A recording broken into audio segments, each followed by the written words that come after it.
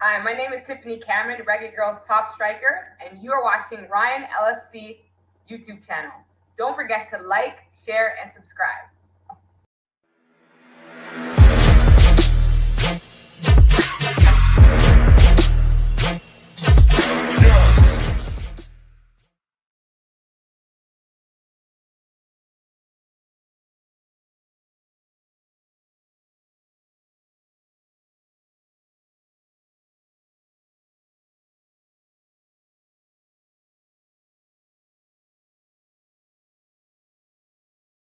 What's up, guys? Welcome back to the channel, guys. The boy Ryan LFC Sports Classic.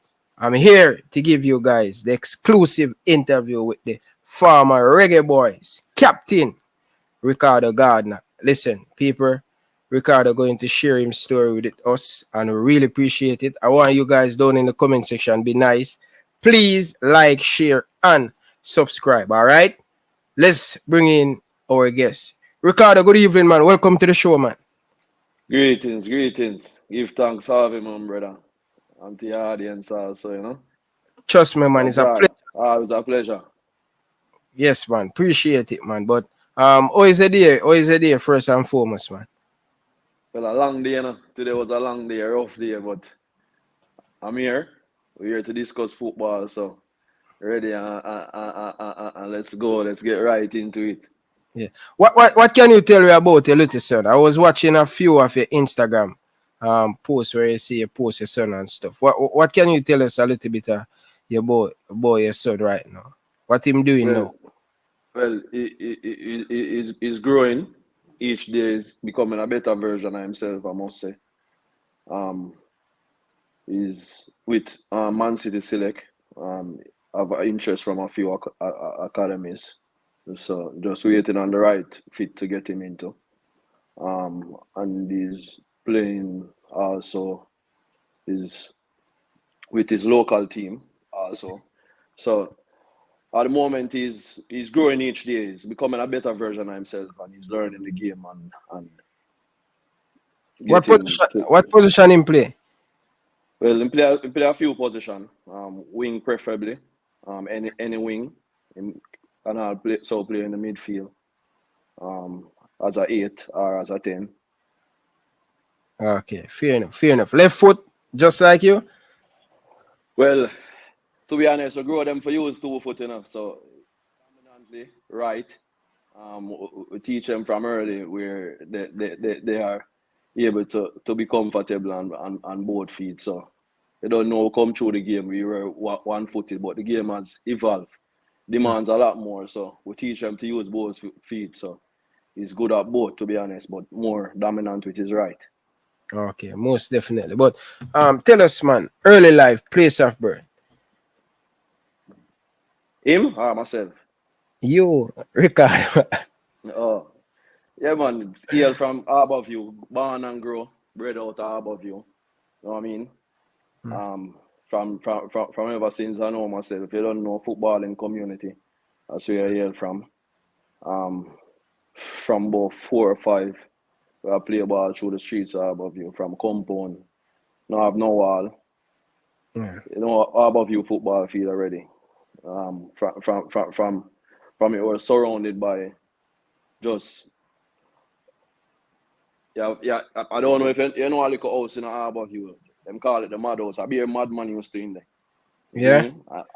And at that point we have no wall, so anybody could have run up in a compound. You know what I mean? Okay. So we grew up, we born and grew in Harborview as a little youth. We attend Mirban, and move on to Mirban Basic School, move on to Harborview Primary School, where I took my exam, passed for Excelsior. Excelsior and Camperdown was two of my favorite schools because they don't know East Side. That's that's two schools that most people from Harborview went to. So I know everything about Camperdown and Excelsior. So Excelsior and Camperdown was two of my favorite schools. So passed for Excelsior. Run for Harborview at primary school. Get scholarship to go to Woolman's Boys. After spotted by Steve Francis in the primary champs. Went on to Ulmer's boys' school. For track and field, nobody knew I could play football. Yeah. Went to Ulmer's for track and field. Did Miami Classics, Gibson Relay, even the earliest days of boys' champs. But football was my love. Football was my joy. Football was what I love. But when I just went to Ulmer's, no one knew I could play football. So days will come and them would have seen me on the track and field until the days just take time get less. Till the ball field alone them see me on and everybody was surprised, you know what I mean? Everybody I say, "Oh, comes him play football and track and field him coming for," you know what I mean? And Steve Francis, who was the head of the track and field at that time, say, leave him and make him do what he want to do. You know what I mean? Yeah. So there and then when I went to Ulmer's, it all started from Pepsi till. So you play Pepsi. So how many days you attend Excelsior for? Can you pass for Excelsior? How many days? I want to tell you, one day I'm going to Excelsior for, you know. One day? Oh, man, I tell you, say, my ball live in high water because I'm a school that I look forward to. You know what I mean? And everybody on my, especially some of my best friends, them. Went to Excelsior. Went to Excelsior, Ricardo Spike, Wallamar, Montauk, Barry them, you know what I mean? Yeah. So I look forward to go Excelsior, man, on first day. Go first day, come home from school and mom tell me say that them offer me a scholarship at Ulmer's. I tell them say my ball live in high water today. Ball live in high water. Can't believe what you said to me, say, come here, Excelsior old boy in a bridging, and it pain me for your heart. For no, me send it go to Ulmer's still. But so tell me something. So you never put up a fight and say, "Mommy, you want to go to your school that you really love"? No, I mean, mommy work hard, you know, so we try and obey as much as possible, you know what I mean? Yeah. At the time, I never really know nothing about Ulmer's neither. Yeah. Living in high water, I tell you, but to be honest, I regret not a day in Ulmer's. You know what I mean? Yeah. Even though Excelsior was my favorite school, and Campadon was there for backup because me and Reggie call it say if me never pass my common entrance, I Campadon me I look for go because Mr. Mills also see me and in the primary champs. Mr. Mills also see me and write down my name also just in case. I never do well in my exam, I could have get a scholarship to go Campadon as well. You know what I mean? Because at that time, I did quick still, but my school, my primary school, wasn't able to play in football, unfortunately. The first year, we'd get to play some ball. The manager passed away, unfortunately. Yeah, so rest in peace. So we didn't get to enter primary chance at the day. Primary football at the day. At that year. Okay. Yeah, so I just track and field we grew up in a primary school. So all the football we do back then are just within the community. I represent above the under 12 and just play with the older boys and the bigger men growing up in the community. You know what I mean? Okay, fair enough. But what is like going to Ulmer's on a financial wise though? Because you know, as a player that come from Rima, play for Excelsior, almost play for Aberview. What is it like? Because going to Excelsior with Dari and the Priestley, one of the Priestley brother and all of these stuff. So Aberview are my place. You understand? Over the supermarket in the park and all of them things. That are my place. I love Aberview and thing. And more ask you, because the youth them will come to Excelsior where live at Aberview, people them have money and you know them good, them better financial wise. What is like financial wise going to school? Cause a lot of people hear about Aberview, rich community they make. Me even come on and say, boy, everybody over here have it. What is it like financial going? And everybody have it, man, but it's a community, it's a family community, so we can move from yard and be comfortable, you know what I mean? Yeah. Me one of the less unfortunate ones within the community. I moved from about three to 4 hours within the community, but I born and grow within the community, you know what I mean?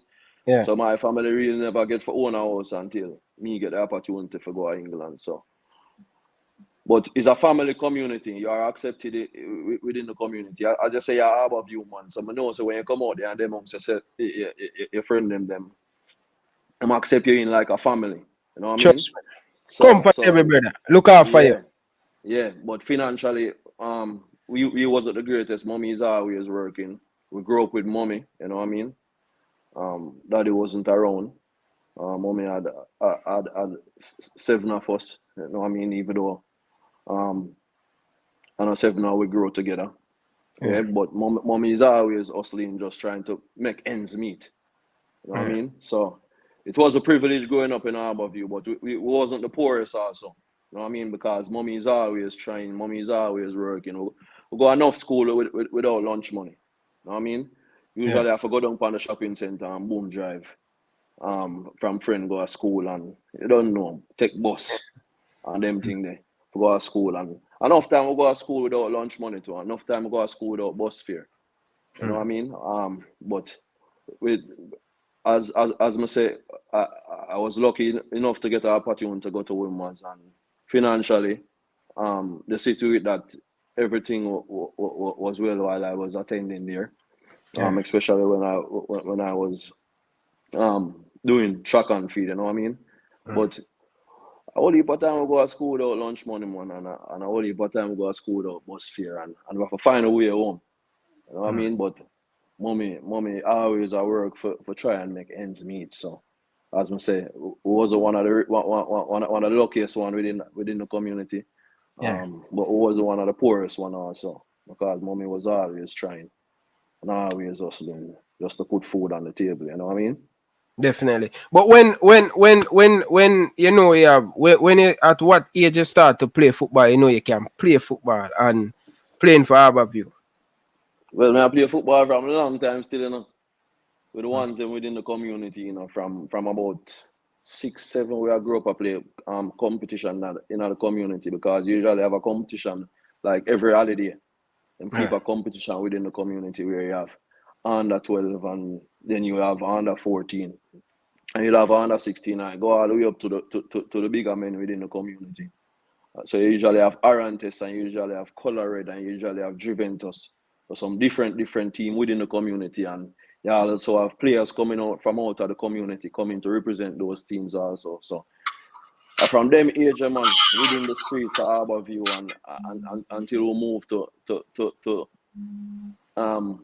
get the opportunity to represent Harborview at a very tender age at under 12, and then move on to under 14, and then from the age of under 14 still, even though I still represent under 16, which was minor league back then, went on to play for the senior team from a very tender age, you know what I mean? They spotted the talent, and in one game my brother got injured and I replaced him on the field, and that was history. And that was at a very, very young age, you know what I mean? Yeah. So you didn't play in the under 20 fair. You just go straight up in the senior team. Yeah, man, we never play under 20 for Harborview.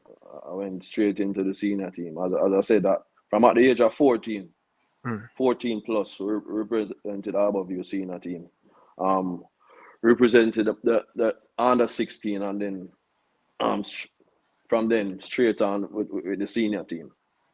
And the only reason why I represented the under 16 team is because we was of age. You know what I mean? By the time the under 20 competitions come around, I was outside of Jamaica. After getting the opportunity to represent the Reggae Boyz. Okay, fair enough. So where do so what you win at Harborview? You don't win anything at Harborview? Yeah, man, we win everything, man. We win major league. We win under 12, we win under 14, we win under 16, we win major league with Nandi them. Not Nandi and Altiman, Bolton and Light Barker them and Messam them. Yeah, man. So all of these great players coming to Harborview at the time when you're playing as a youngster get a lot of guidance. Yeah, man, whole heap of guidance, man. Nandi was one of them where we look up to. I grew up to, because I don't know a Eastman and he has reached the heights. from Rockfort, and he was representing Harborview, so he was right there with us, you know what I mean? So we were one touch away, you know what I mean? To be rubbing shoulders with somebody that we always see just doing it on the highest level. Yeah. You know what I mean? And I can remember my first goal, I didn't give him a penalty to, you know what I mean? Yeah. So yeah, man, we growing up coming through the ranks with all of these stars. So we were guided in the right direction from a very young age. Not only from these players, but from the community itself. As I mentioned here, it's a footballing community, and in Harborview, they look out for footballers. You know what I mean? That's where I will get some of my lunch money for go to training outside of the community whenever I have to go represent Ulmas or whenever I have to go reach a Ulmas sometime. Usually, I have to go around the community and ask about sphere and call me a baller. I don't know, baller privilege back then. Yeah. You get me? I say so. The community also guided from a tender age, man, into that direction and make sure so we travel and tread on the right path. Most definitely. So let's go back to Ulmas now. So where do you play Manning Cup at Ulmas, or you just do track and field at Ulmas? You play Manning Cup at Ulmas? No, man, we play Manning Cup, man. The last time Ulmas win Manning Cup with me, Puppy Dog, and Perch and the whole of it, 1994. I want to tell you, say, if I play Manning Cup, I know if I play calls neither, if I skip calls and play Manning Cup, but that year we had a Harborview minor league finals, and the coach say anybody, you know them time they back in the days at school, coach and no want you play in a minor league when you have Manning Cup and them thing there. Yeah. So we had a finals today, and the coach say anybody who participated in the finals wouldn't be part of his Manning Cup team that year. And that year was the year that we used to lose to Excelsior in the finals. So that's 1993, I think. Yeah. I remember clearly when I had a broken back then. Yeah. I'm cut off my cast and soak it in order to play the finals. Yeah. You see me? So I was one of the ones who left to play the finals that day. And I wasn't selected on the Manning Cup side because of that, even though the coach still allowed everybody else to be a part of his squad. But because I was the youngest, I don't know if that's why he used me as an example. But I want to say the next year we'll come play a massive part in helping Ulmas to lift the cup in 1994, where I went on to score 2 goals in the semi-final to bring us through to the finals. Against Tivoli, who defeated One Love in the National Stadium, and that was the last time we win the Manning Cup. Oh, that's a long time, bro. 94. But who are some of the players that on your team and the Tivoli Garden? Is Steve Green was playing at that time? Steve Green and Craig Stewart and them man they would play against the twin them. Yeah. Bradbury and them man there. Yeah. Shandy man and them man they would play against them time. Yeah. But Tivoli side is tough, man. Tivoli side is tough. Yeah. That finals was a finals to remember. Yeah. Who was keeping for Tivoli? Kirk Porter at the time? Yeah, Kirk that keep for Tivoli at the time. Yeah, Tivoli have a wicked team, you know, because Kirk, you tell me about that team there, you know. Yeah, man, Tivoli, they have a bad side, man, but our side, it rounded too, you know what I mean? Yeah. Our side, they well rounded too. Yeah. So who were the coach for Ulmas at that time? Michael Francis. Oh, yeah?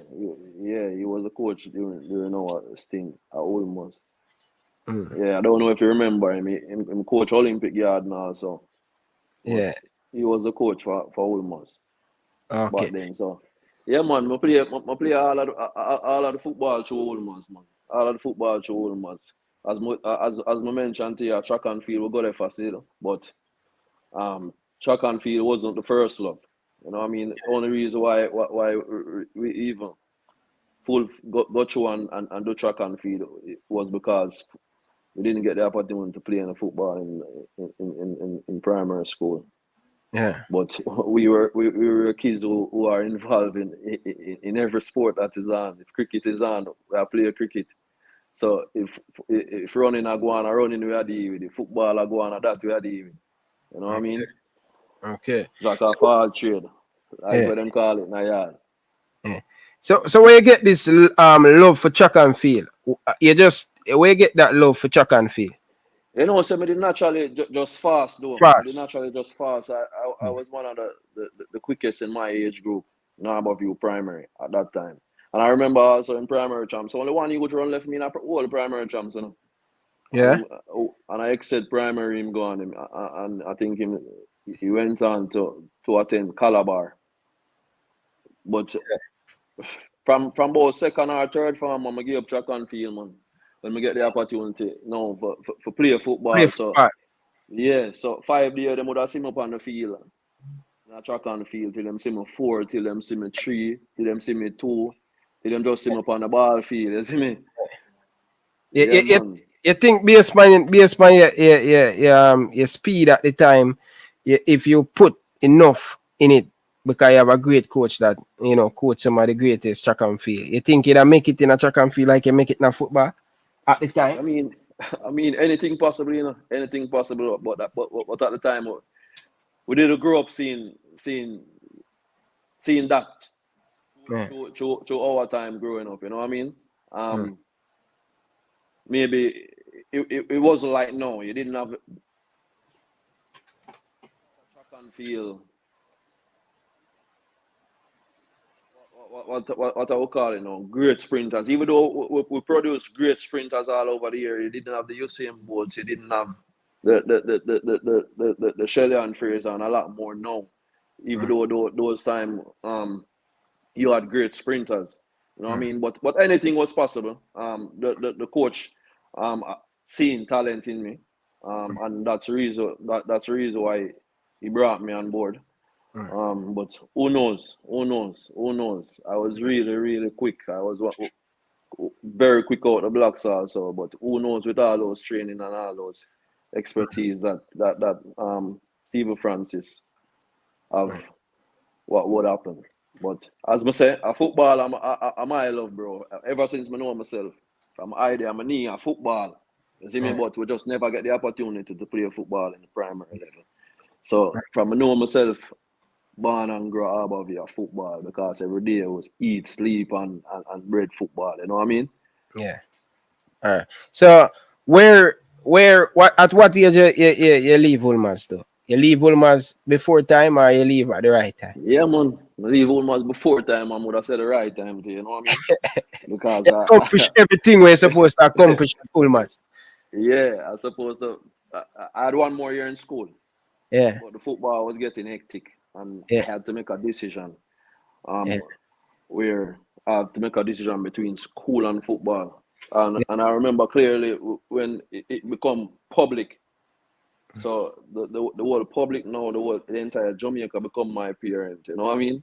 Yeah. Everybody I say, him for go to school. And Simon I say, at the end of the day, it's your decision. And my mother I say, I for go to school. Yeah. At that time, they know when more. Yeah, man, because they don't know every parent of Jamaica. A school are the way. Which we know education is very important. You know what I mean? But nobody see any other way out, especially through sports. Back then, we didn't have people getting the opportunity to go overseas and making a life out of the game. Like how you have people becoming lawyers and doctors and the accountants of this world. You know what I mean? Yeah. So mommy is always pushing us to beat the book and go to school and try and get as much in it, you know, so as possible. But football was our everything. So even when we can miss all the class for travel with the football team, and that's where I go do. You know what I mean? Because at that we know that bring our happiness and that bring our joy. You know what I mean? So I remember the entire Jamaica man become my parent at the time, and I only my brother alone say, listen, you see whatever decision you make, I support you 100%, and just that me the 1 year. Yeah. You see me? I just that me the 1 year, and them time they don't make the decision because the senior team was spending a lot more time outside of Jamaica, so I wouldn't be able to go to school, and I would be outside of school. So even though they still try their best to make sure and incorporate school in and a part of it while I was there in Jamaica. But we started spending months in Brazil, months in Argentina and different places. So everything was getting hectic. So I had to make a choice now. So, and I chose football, and I never regret it. I never regret it once at all, none at all. You know what I mean?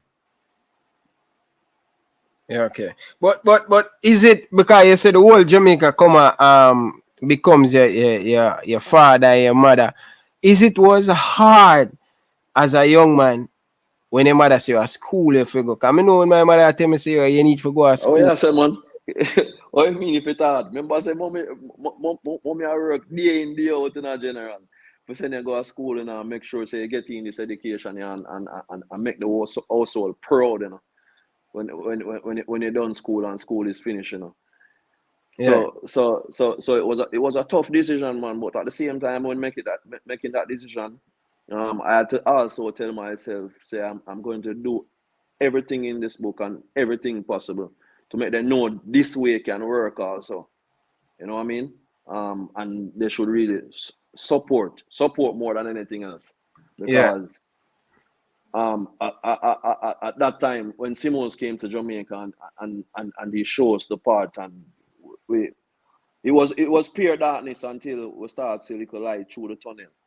Yeah. You know what I mean? It changed the whole mindset and it tapped into the brain of not only the players and footballers but the entire nation, and it was an entire movement, and we start see a little way out now. So Yeah. him really come change the whole mindset and make us know say, yeah man, football can be the way out Oh. for us also. You know what I mean? Yeah. I mean, but then when World Cup I go play, we not look for go represent Jamaica in a World Cup. We are look for see, yeah, or Brazil looking at for that World Cup, yeah, or Argentina look for that World Cup, yeah. You know what I mean? And that we are pretty. But when Simons come at Jamaica now, I make you know say, yeah, it's possible. When Simons come at Jamaica, people are leave work for go out training and brother. Yeah. Get me I say, and him come and change that whole mindset and listen and say football is a job, football is work. You're not supposed to leave work and go play football. Mm-hmm. You know what I mean? Yeah. And him come so and get the private sectors on board so we can start get a monthly salary. You know what I mean? So he changed the entire mindset, man, and the whole way of thinking about football going forward. And when he came and he showed us that light, it made my choice a lot easier to choose Most football. Yeah. But Simons, like tell us a little bit about Simons as a youngster. Simons calling the team at the age of 17, man. At the time, how do you feel? Do you under pressure, or you want to make sure that you make an impact? Because no, it was a blessing, man. It was a blessing. I mean, it was a few of us, you know. We was with the Jamaica national under 20, who was coached by Burgess Bell back then. Yeah. Great coach. Great coach who taught us a lot. So a few of us came through that team. We had myself, we have Winston Griffiths, we had Ching Su, we had Mott, we had Donovan Ricketts, we had Jermaine Yu. So a lot of us came through that under 20 team, and it was a joy for me, but no pressure whatsoever, man, because at those times, only thing we want to do is play football. You know what I mean? Football more take away pressure from we more than anything else. You know what I mean? So it was a joy to be a part of that group when we came back from the national under 20 competition qualification for the World Cup. And we just missed out on the World Cup by I think 1 point or 2 points. So a few of us coming through that team, man. It was no pressure. All right, them time the squad match was like a proper 3 points game in the national stadium. The squad game usually. I had them time there. So we just want to go out there and showcase the talent and make the coach know, say, yeah, we want to be a part of this. You know what I mean? So it wasn't no pressure at all. It wasn't no pressure at all. Trust me. So when you guys play against the senior team? Yeah, man. We play against the senior team, man. Squad game. So if we went down the under 20 team was around, a regular we play against the senior team, man. I mean, I tell you, say, it come like a 3 points to play for. Just like how you see the national stadium, tens. Yeah. So the game them tens. Sometimes we are winner and we are come out on top. Because you know, as youth, we're just full of energy and we just want to go out there and just enjoy ourselves and drop ball. You know what I mean? So those moments just create this pathway for us as players, you know what I mean? And when the opportunity come, we grab it with both hands. It was 1, 2, 3 because he made us learn how to fight and he made us learn how to also be disappointed and not giving up and always pushing and always trying. He created a whole family, man. But as I say, it was no pressure at all, brother. No pressure at all. Fair enough. So you achieve everything at Ulmaz. 94, you win the Manning Cup with Ulmaz. So 94, Jamaica went to them first World Cup. I want you to talk to me about the process. 98. 98. My apology. I want you to talk to me leading up to that. After you leave school, right? You were a part of the under 20 team, right? Miss out and coach never belt. Who are some of the players on that under 20 team? Yeah, man, you have myself, you had Jeremy and you. You had Eugene Barnes, Mott. Centre back from them on it. Yeah, man. Yeah, man. We sided nice, man. Yeah, Jeremy and you. Yeah, Everton Bunzi. Fresh out of school. Yeah. All of them play where I tell you, say, yo, fresh or play for Arnett Garden. A wicked team that, but continue. Yeah, man. You have Andrew McLeod. You had Prendergast. You had Leon Gardner. That a farmer. Camperdown. How about you player? Leon Gardner, him usual keep for the school, St. George's College. You usually keep for St. George's College, no? I think I'm brother usually keep for George's, man. Him usually keep for Camperdown. In Brown, man. Leon Brown and Shot and like. Yeah, man, you just play for Yeah. You see me? A star team, man. That man. No, we have a good team, man. Winston Fana Griffiths, may him so rest in peace, you know what I mean? Steve Green, who a machine, the man that run till him, the man that run non-stop like him, can't tired. You know what I mean? We have Ray Graham, who was from the rural area. We had some top rural players in our team also, man. Ainsworth, Carr, Dixon, Mullins. Our team the bad still. Our team the bad we never been coach and as me I say we also had Donovan Ricketts who came through with us. P. So when we met the transition, it was about at least 7 of us from that under 20 team who made the transition into the senior team, who was a part of that squad on a regular basis. Okay. A squad of 28 or 30 odd players on a regular basis. Fair enough. So you didn't play in the under 17 for Jamaica, just under 20 on the senior team? No, until I get dropped from under 17. Who was the coach? Liebert Alleman? Yeah, Alleman, I'm coach. I'm the coach them time there. Because you don't know, as me I say, we grew up, I watch on Nandelo and them time the Nandelo got some party in my head, you know? Yeah. So me get 2 parts in my head and say me I go a training now. And the man say, we have to get rid of that, you know. I forget rid of that, you know. I'm end up go training the next day and everything same way. Yeah. Yeah, man, at the last site, man, you know, call me back until I'm doing a schoolboy football, him call me back and put me in a goal and tell him forward for go play and tell Leon for go play forward. You see me?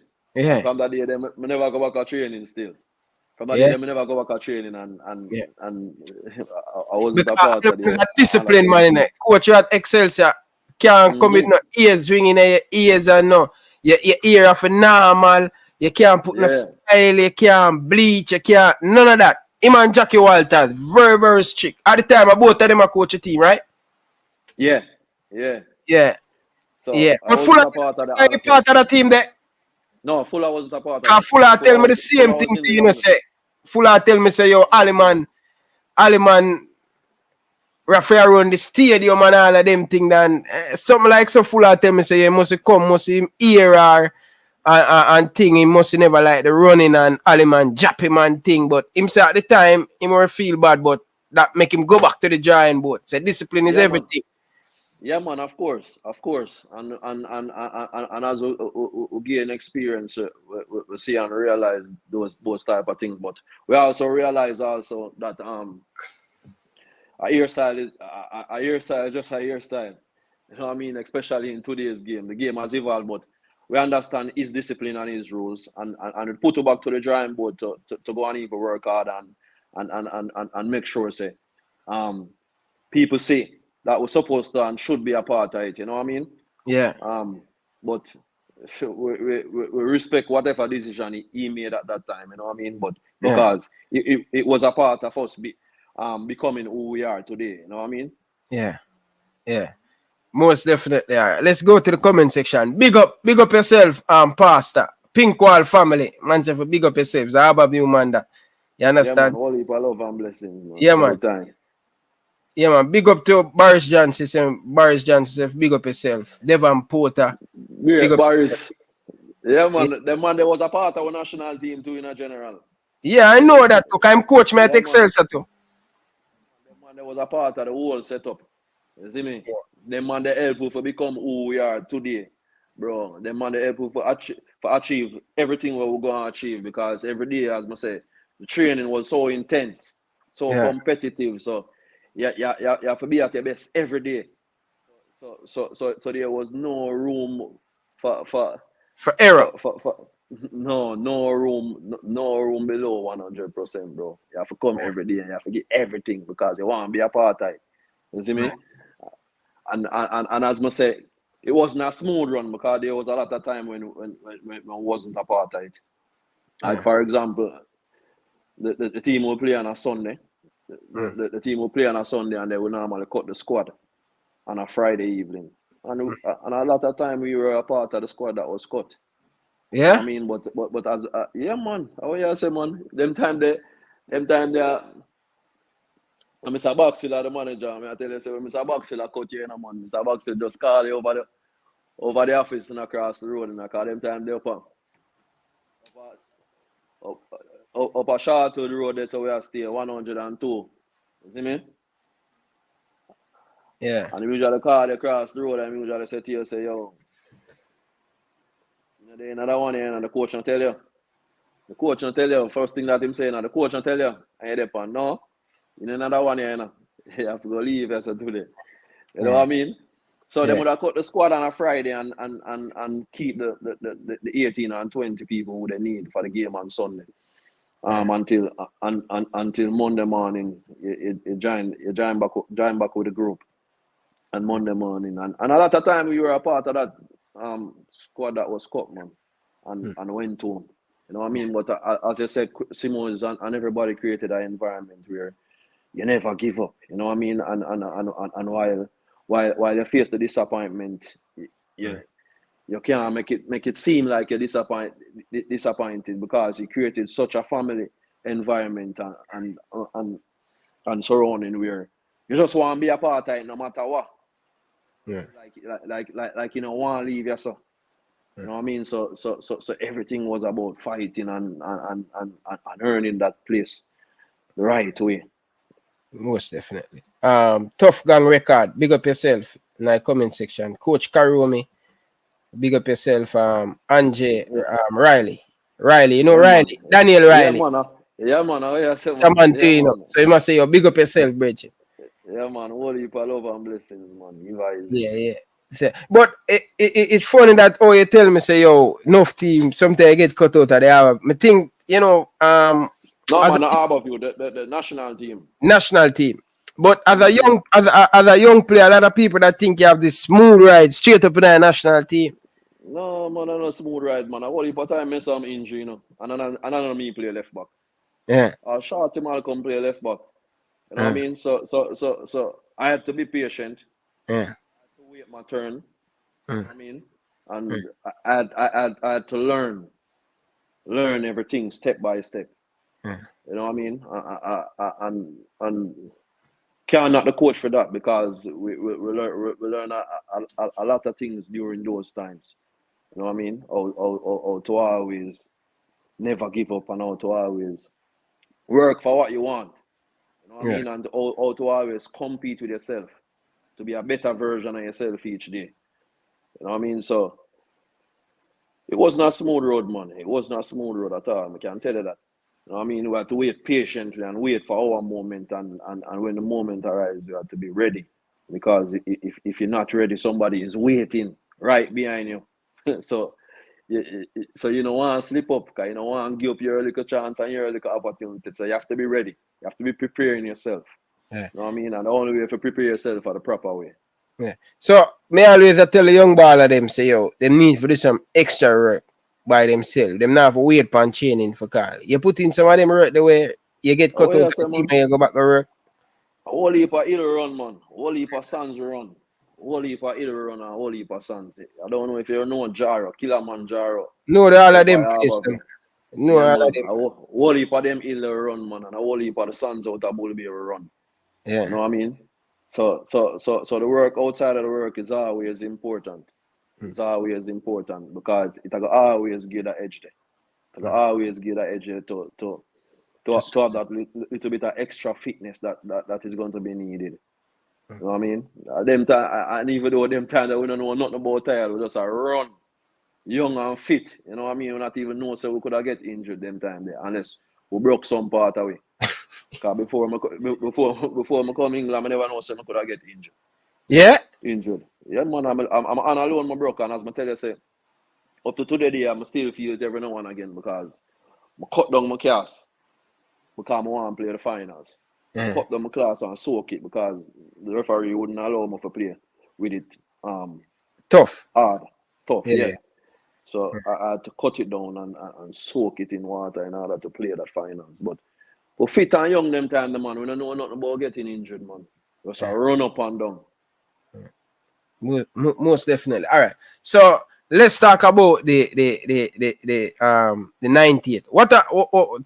Talk to me about the preparation because I come to a systematic sales away. Yeah, I'm manning up my play. Probably not the highest level in the world, but I know Coach Aliman when come on about preparation. Coach Riley, all of these people when it come on to preparation is big. That 98th World Cup that you guys qualify. Tell me how important the preparation is going forward. The preparation was very important, man. Very, very important. Them have a thing with them say before we even go into that. Proper preparation. England learn is them tell me 5 P's. Yeah, proper preparation prevent poor performances. Yeah, the preparation there for 1998. Remember, I start from about 4 years back, you know. Get me, I say. Remember, I start from before 4 years back. Remember, we suffer a whole heap of defeat together. Yeah, so people come and see it happen.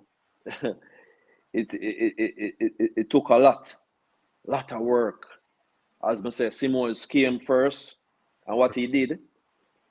First thing Simons doing, my brother, if you remember quite well, the first thing. No, I remember him. You tell me, come here. Yeah, man, I'm gonna tell you. I'm gonna make you know. I'm gonna make you know.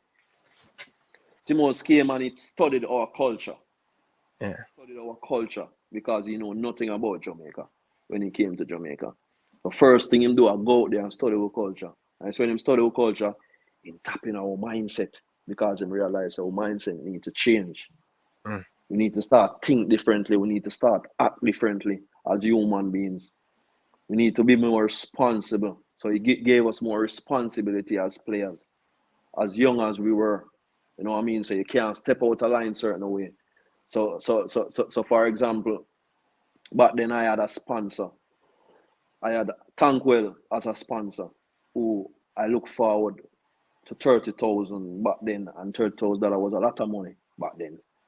Who I look forward for $30,000 on a monthly basis. I also not only representing myself anymore, I'm also representing a brand. So there's no way I can step outside of that line. So whenever I step outside of that line, he's going to hold everybody accountable for their own actions, because I'm also representing the national team, which and a joke thing for representing the national team. So him come change the whole mindset to where our concept of those things were. You see me? So we had more responsibilities. We always had to be in line. He create a level of professionalism to everything that he does. You know what I mean?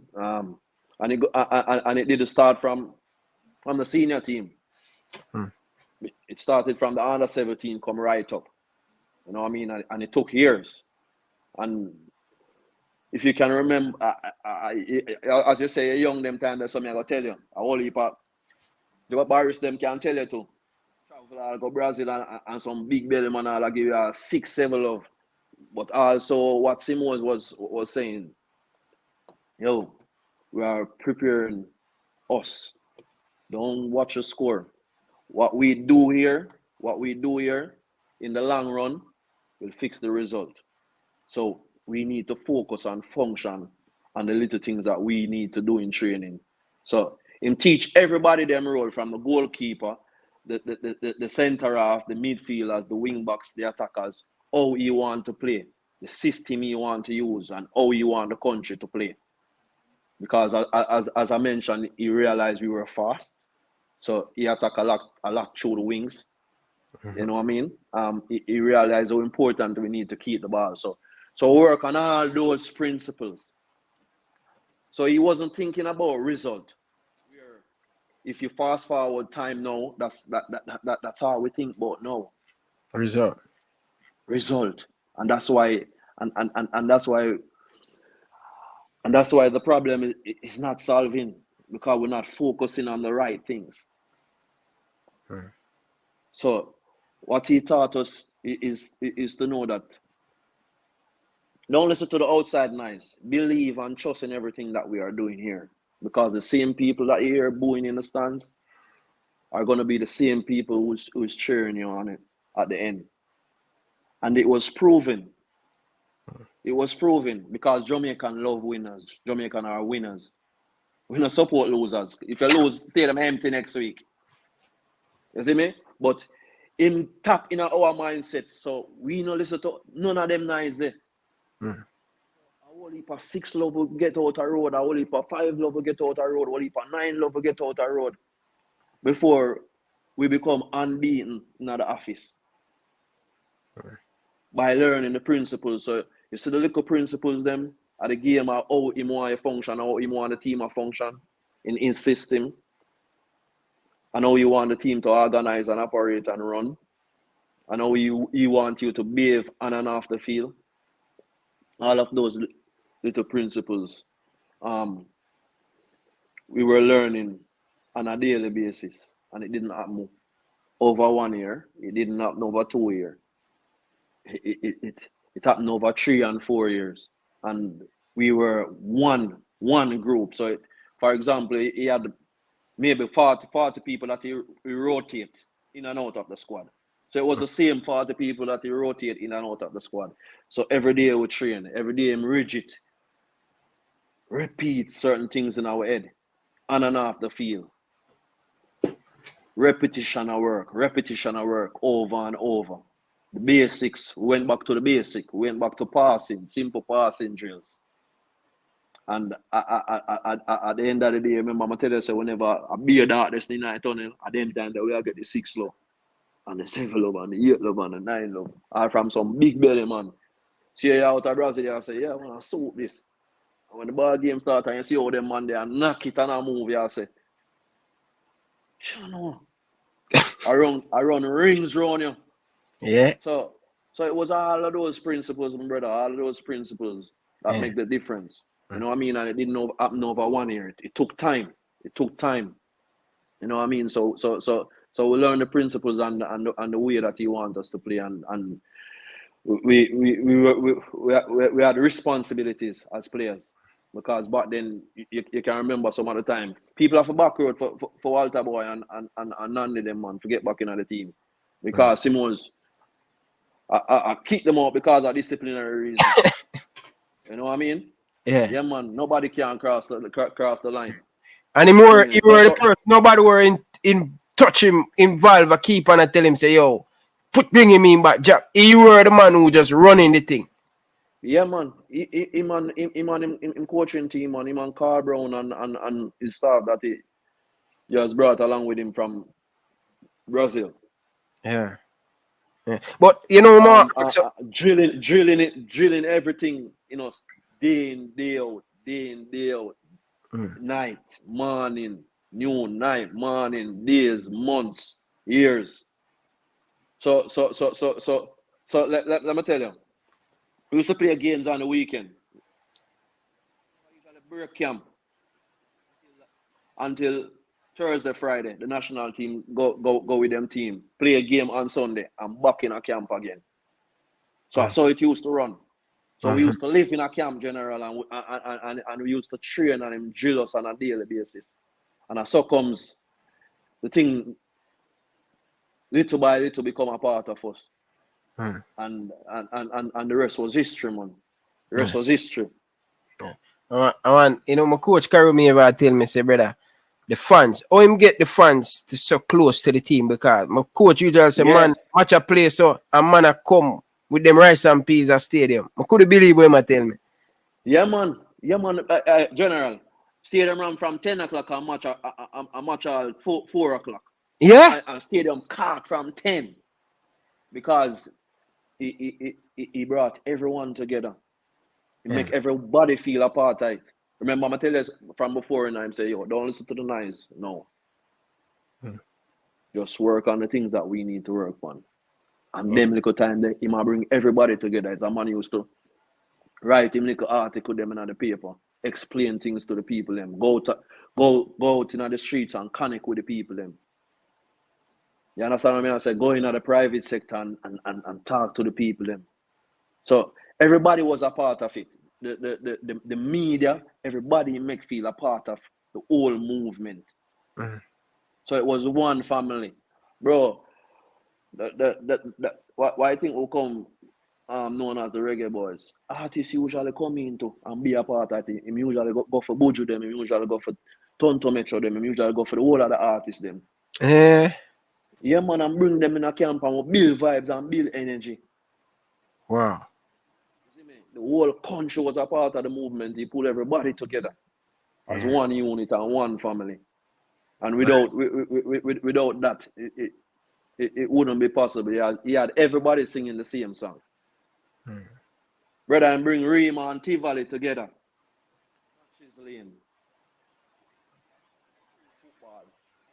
Yeah. And then all of them players there divided, be a war. And he use football and pull everybody together. Because guess what? We usually go down to the Olympic yard and then go train, so the people them must see we. So we usually go down to the Tivoli yard and then go train, so the people them must see we. We usually go down to the jungle then go train, so the people them must see we. We usually walk through places where the people them can see we and feel a part of the thing as well, you know what I mean? So it was a whole entire movement, my brother, man. Whole entire movement now. And as I tell you, we have 3 o'clock matching at the Sonatan Stadium, Ram, Cork. I mean, I tell you about grandstand, I tell you about bleachers, go right round from all 10. People from country, I travel with them rice and peas in our stadium. That my coach, I tell my coach, Karumi, I say, them thing I mean about 4 at the time, you know. And he must say, Ryan, trust me. Him say, yo, I say, I don't believe you. The man go, I don't know him find the article them. Yeah, man, another joke thing, General. Another joke thing. It was a real revolution movement. You see me, General? Wow. Yeah, man. Trust me. Yeah. Trust me. Thank you for that, man. Thank you for that. People, smash the like button, people. Come on, people down in the comment section. I have almost 200 of you guys in the chat. Smash the like button. You know what I mean? But All right. So the 98 World Cup, you guys qualify. You're playing in the World Cup as a young you. At what age you play in the World Cup? Cause by them time they're supposed to be what 22 or 20? No, man. Them time them are 18 or turn 19, man. 18. So okay, so Yeah, you leave. 18. So the World Cup are in the summer. So them time them are 18 and me that turn 19 in September. Mm-hmm. So during the World Cup I was 18. Yeah. So as I say, you never just go right into the team, but you're a part of the under 20, you're a part of the training session. Who for game you take at the time? As a young player on the team. Well, we were always competing with Gregor Messam, and I'm a big fan of Gregor Messam as well. But we were always competing with Gregor Messam, and unfortunately, he picked up an injury. He picked up an injury at the time when I get my opportunity, and when I get my opportunity, I just grab it with both hands, man. Because all these time I was come back to what you just asked me about. All these times, what I was doing was Prepare yourself. preparing myself. So I was learning everything each day to be a better version of myself. You hear me say? I'm not try to be better than Gregor Messam. I'm not try to be better than Shorty Malcolm. I try to be a better version of the person who I was yesterday. So I take time, improve, work on my weakness, while my strength is still a part of my game. You know what I mean? So I work on myself and I prepare me now for this opportunity. I know the opportunity arise. And the rest was history. Grab it with both hands, man. Grab it with both hands, brother. I never look back from then. And Okay. and a lot of people even bash Simoy stuff. Where them I go with him? Yeah? Young. You can't manage this. You know what I mean? Are we a serious thing, yeah, man? Yeah, man. But we didn't listen. We didn't listen to those things. We didn't listen to those things. Those things become the talk out there as well. But we didn't listen to the noise. You know what I mean? Because we were learning and we were working and we were pushing each other every day. So we know everything what it was like within our environment that we have created. You know what I mean? And we know who we were and we know who our view grew. You know what I mean? Yeah. So we don't listen to negative noise, man. We just focus on and zoom in and what we need to do. And as I mentioned earlier in our conversation, we start to see the little light now through the tunnel before we qualify for the World Cup. And we see say, yeah, this thing can happen. This thing can happen. Wow. So 98, you play 3 game, no yellow card, no red card, no goal. Talk about your time playing in 98 World Cup. What the feeling? Yeah, man. All right, brother. I'm gonna tell you now. So it's like having a dream. Yeah. See? Because when we grew up, we not even a dream for playing at the World Cup because we mind far away from that. When World Cup are come around, as me I say, we are look for the Argentina, we are look for the Brazil, we are look for Argentina. I support a group, so me I look for go support Argentina. I be a Diego Maradona. Me I talk about. You see me? Yeah. So from not having a dream, that dream becoming a reality. So you hear me I say? From not having a dream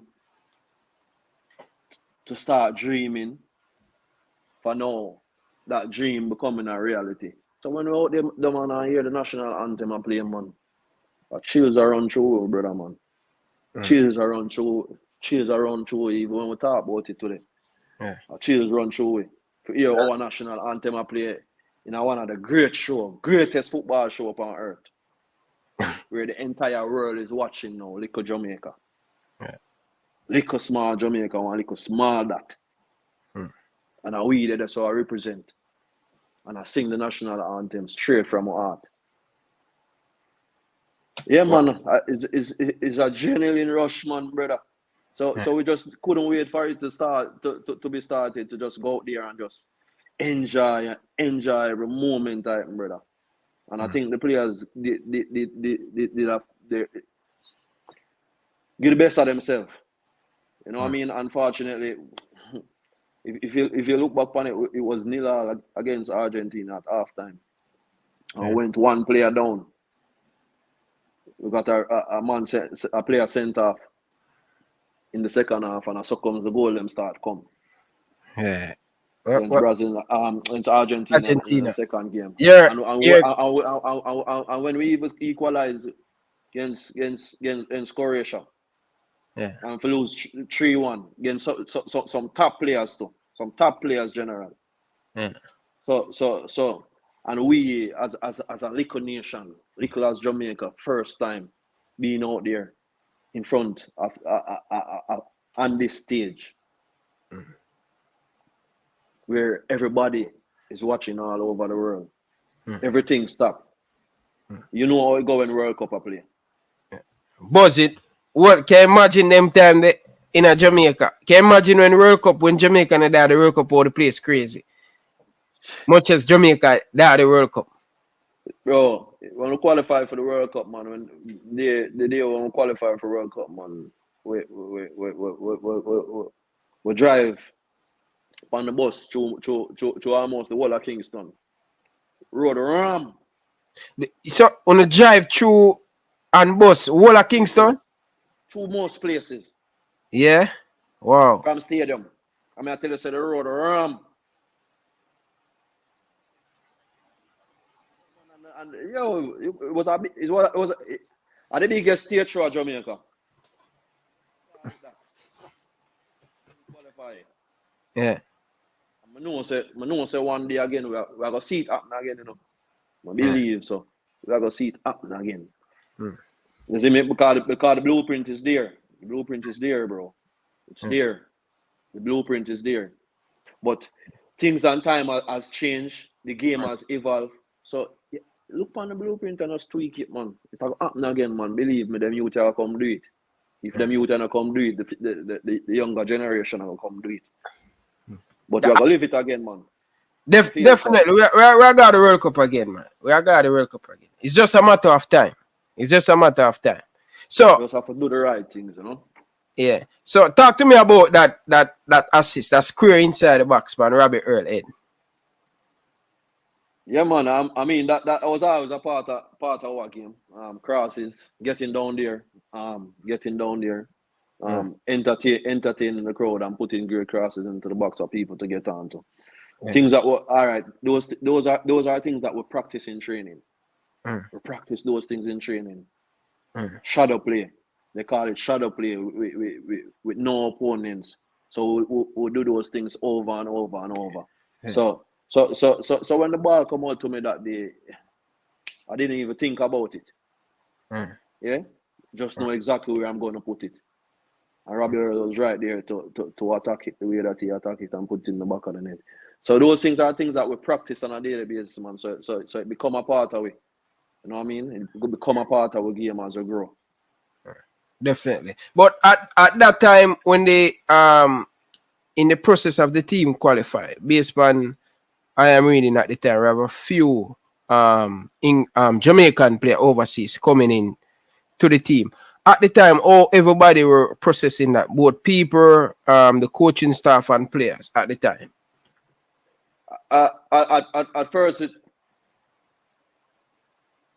just like anything that we do, especially us as Jamaicans, when there is changes, it's not always accepted like with open arms straight away.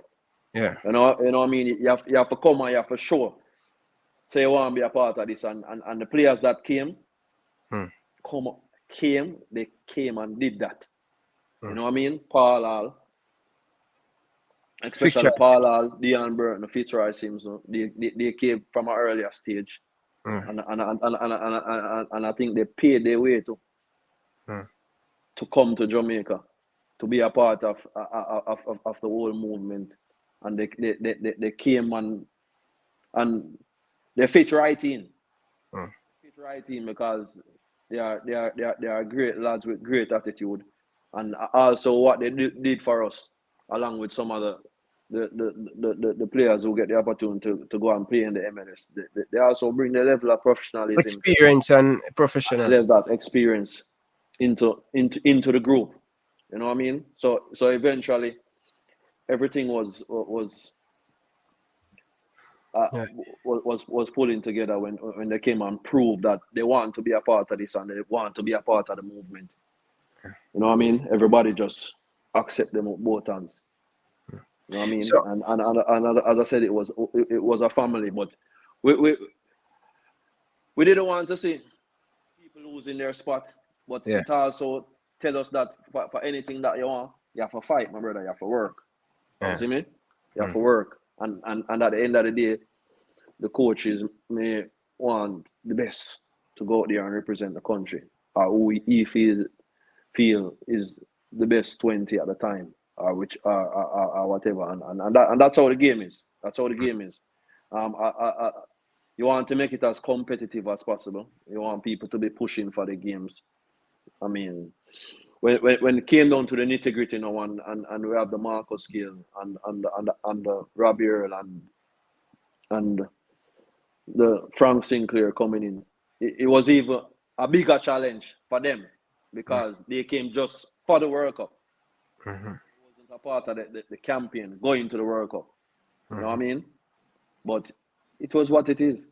I mean, they wanted to they came to represent the country, and I think they came and give it their best shot. You know what I mean? They wasn't half-hearted. You know what I mean? They went out there, give 110%, I think. You know what I mean? So at the end of the day, you want the best players to go out there and represent the country, or whoever the coach think is capable of doing it on the day. You know what I mean? And what it do for us as local players is to let us work even harder. You know what I mean? And know that nothing will come easy. You know what I mean? And but what Simons did was he gave us opportunity. He gave us the opportunity to do so. You know what I mean? So the local base players and the camps really paid off at the end. Yeah. So talk to me, because I was talking to I was talking to somebody sharing their story and what really happened in '98 in France when the team played the first game, and based on as a young player seeing the coaching staff, a lot of problem were going in Ghana with the coaching staff because the formation were changed and all of that. What went really go wrong? Because what you guys the success get when you go to the World Cup, things can a little bit change with the coaching staff. As a young player, how you process that and the team process that at the same time?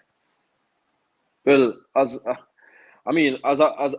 player, and learning the trade, yeah, over the years when Simons came there, what we know to do as players, bro, is to be players. You know what I mean? Coaches coach, players play, managers manage. You know what I mean? So our job was just go out there and play. Was just go out there and play football. You know what I mean? Whatever formation the coach chooses, it's now our responsibility to go out there and play in whatever formation he chooses and go and represent and execute everything that he asks for of us. You know what I mean? Some people might think it's not right, some people might think say it right. You know what I mean? But at the end of the day, players play, coaches coach, bro, managers manage. You know what I mean? So our job is to focus on our job, which is to go out there and play and function in the way that the coach asks you to go out there and function. You know what I mean? So whatever happened with the coaches, I didn't really put many thoughts into that, to be honest. I was just focused on going out there and play football. You know what I mean? I am looking on the bigger picture. This is the world stage. I'm going out there to represent my country and to try and get a contract and leave Jamaica. So that was my focus, to go out there and get the best of myself and just zoom in on what I need to go out there and do in order to help the team. Fair enough. All right. So this one I got asked still, and nobody from Jamaica tell me based on doing my research and watch Yeah. a lot of interview with you before, because that's why I do. I always go watch interview and thing. I don't do really much searching because I think me learn by listening. You understand? When you talk, you can listen. What happened after 98 World Cup? You leave France back to Jamaica. Talk to me. Bolton come calling. Big Sam. Can't remember, bro. Big Sam retain, brother. Yeah, man. Me go watch Yeah, back man. certain interview and the man say, Yeah. yo, he is my left back. Talk to me about Big Sam. Oh, the Bolton thing come across. 1 million, bro. Like, ridiculous at that time. Yeah, I mean, it was from the World Cup. It was my whole performance at the World Cup. And it wasn't even Big Sam at the time. It was Colin Todd who brought me to Bolton. Yeah. I mean, a great coach who stepped down because of you know the politics in a football more time. Them sell a player behind him back and him step down, and at them time the Sam Allardyce now come on board. And then everything changed from there. I mean, I improved better and better. I mean, Colin Todd was the one who brought me to Bolton though, and he spotted me from in the World Cup. So I was wanted by. Yeah, you kind of break up. I think you need to come a little bit more because every time you go back, it kind of stop. When you hear, just go. Yeah, go ahead now. Yeah, hearing you much better. Yeah. So Bolton saw me during the World Cup performance that I put in the World Cup. Colin Todd brought me to England. Then. And as I said, he stepped down. We went to about 2 playoffs and lost. And they sold a player behind his back to one of our rivals. And he stepped down, and some other guys came into play. And then some other guys came into play. I can remember the first day. A winnings them man they had straight generally. Man they teach a different level to the ball game. You know what I mean? And them man them time that them man they in and out. Bagger. One man cause when we just go a Bolton and tiki taka straight through, you know, bro. And them man they make you know say, yo, remember the first day, you know. Ida Good Johnson. I don't know if you remember Ida Good Johnson. He went on to play for Chelsea and he went on to play for Barcelona. And he also played for Iceland. I remember him picking up a ball in the middle and he twists and he turn and he twists and he turn and Sam stopped the game, man. In the middle of the park and I tell him, say, oh, listen, get the flipping ball in the back of the channel. And that's where I want you running. And get behind the defender and put it in the back of the net. So the man the teacher a whole different level to the ball game. The man the teacher said the real skill, man, is the real skill and about twisting and turning, man. The real skill is how me can play a true pass. Reach from point B to point D. And break the lines. And that's the real skill. How you can break the lines to get in behind the opponent. You know what I mean? Yeah. How quick you can get down there and get a decent cross into the box to find a striker. And them think they're really the real skill, you know. Big Sam. The man they never get relegated, brother. The man that the master know what to do to get result, brother. No, the man they know how to find result. The man they know how to dig out result. You know what I mean? So the man they come teach you the ball game to a different level, and not him come teach you that it's not only football. Only and them man they first come in with the whole ice bath and them thing, you know, bro. Yeah. So him believe recover massively in sports science. Yeah. And he's a very, very good friend with Alex Ferguson. He's a very good man management too. So that much just I'll tell you. And Alex Ferguson is one of the best man management in the business as a manager. And Big Sam, that's how me give him it. In man management skills are not a normal thing. Mm. You see me? Because if you look on the team that we had, a little club like Bolton, a little town like Bolton, I should say. A little town like Bolton attract the likes of Nicholas Anelka, JJ Okacha, Ivan Campo, Hero, captain of Real Madrid, Joker F, World Cup winner, Stelias, Gina Capelas, European Cup winner, Sam Allardyce. Attract the whole of them man to come a Bolton and play. Elias Juf. And Wally more. Who he transform into better players. And all of those players that are called, when they came to Bolton, even though their name was big as it was, they were on a part of dipping in form. Yeah. And he bring them back up to level. Where Anelka left Bolton, went to Chelsea. You know what I mean? Yeah. And he had other players leaving Bolton, going to Chelsea, and other players leaving Bolton, going to Man City. So he improved players. So he's really good at man management. His skills at man management is up there. Very good, bro. Very good, because me do a lot of research on him and think when I'm preparing for this interview, and me can tell you like more than 10 interview, man say, Ricardo, my boy that. So at the time when Bolton were interested in you in after that World Cup, who are the other club interested in you at the time? Yeah, all right. After the World Cup, I had Bolton. Now PSG. Yeah. After the World Cup, I had Bolton interested in me, PSV and PSG. Yeah. Them time I don't know nothing about PSG or PSV. Yeah. I don't know nothing about Bolton neither. So the reason why me and my agent chose Bolton, it was more me than anything else. Chose Bolton now. It was because it was more into my comfort zone. English speaking country. You know what I mean? I had family in England. So my choice become easier.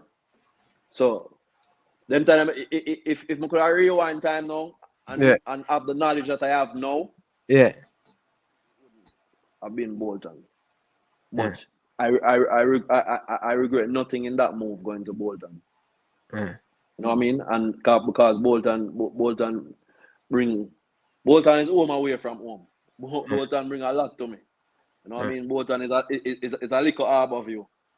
Outside the harbour view. You know what I mean? We went there. They treat me like a family. I didn't feel any different from any of the players who were there, who was there before. You know what I mean? I went there, score on my debut against West Brom away. Score the 3-1 to bring us back to the Premier League. The Premier League. Yeah.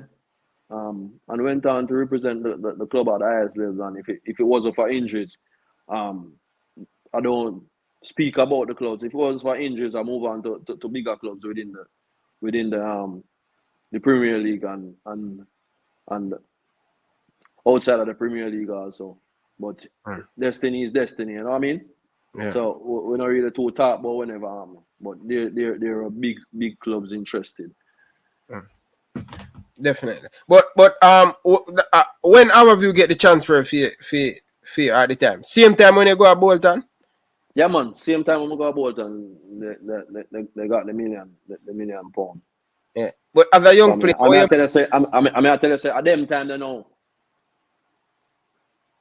At them time they know. When we track back quickly and go back down the road now. At them time they know. They might put you out again. Who will put you out? Bolton? The one of your house, man. I tell you, say, I mean, you move the most as a little youth in Harborview. Remember me, I tell you earlier.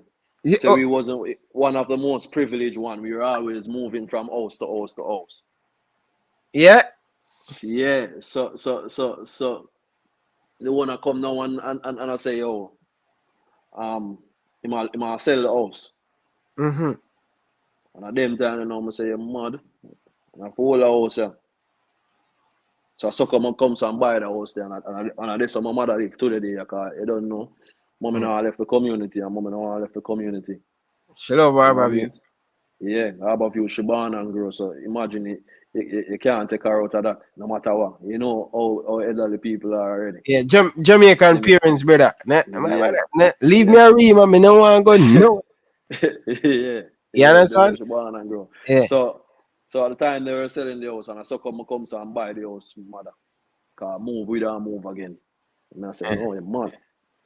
So I just saw how about you get the million now? Yeah. See me, and then we go to Bolton and the rest was history, you know? So, how you manage as a youth playing in England that went for so much money? Like, it must become the talk of the town of Jamaica, because no ever Jamaican player have sold for so much money.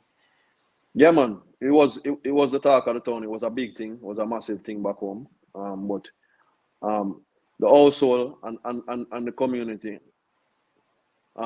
grew me in a right manner. So I grew up humble. So things don't get to me easily. Mm-hmm. I don't get big head for certain things. You know what I mean? So I personally didn't take it anyway. You know what I mean? My humility chipped in. I just ride with the punches. You know what I mean?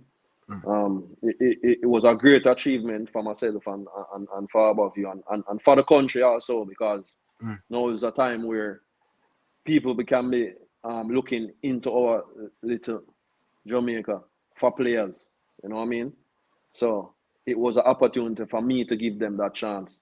So I had to went away and represent in the right manner. You know what I mean? Because I wasn't only representing myself, but I also wanted let the rest of clubs in England know that, yo, there are a lot more talents back there in Jamaica. So I had to be disciplined. I had to work hard. I had to be humble, and I had to be well behaved. You know what I mean? In order, because if I wasn't well behaved or I wasn't well disciplined and display everything that I've displayed when I went to Bolton.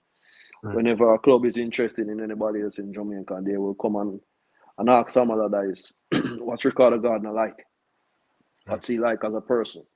You know what I mean? Because Big Sam come tell me them thing there. So people are asking them thing there, you know what I mean? Yeah. So if me never behave in a manner how me for behave, and go and represent, or I went and represent,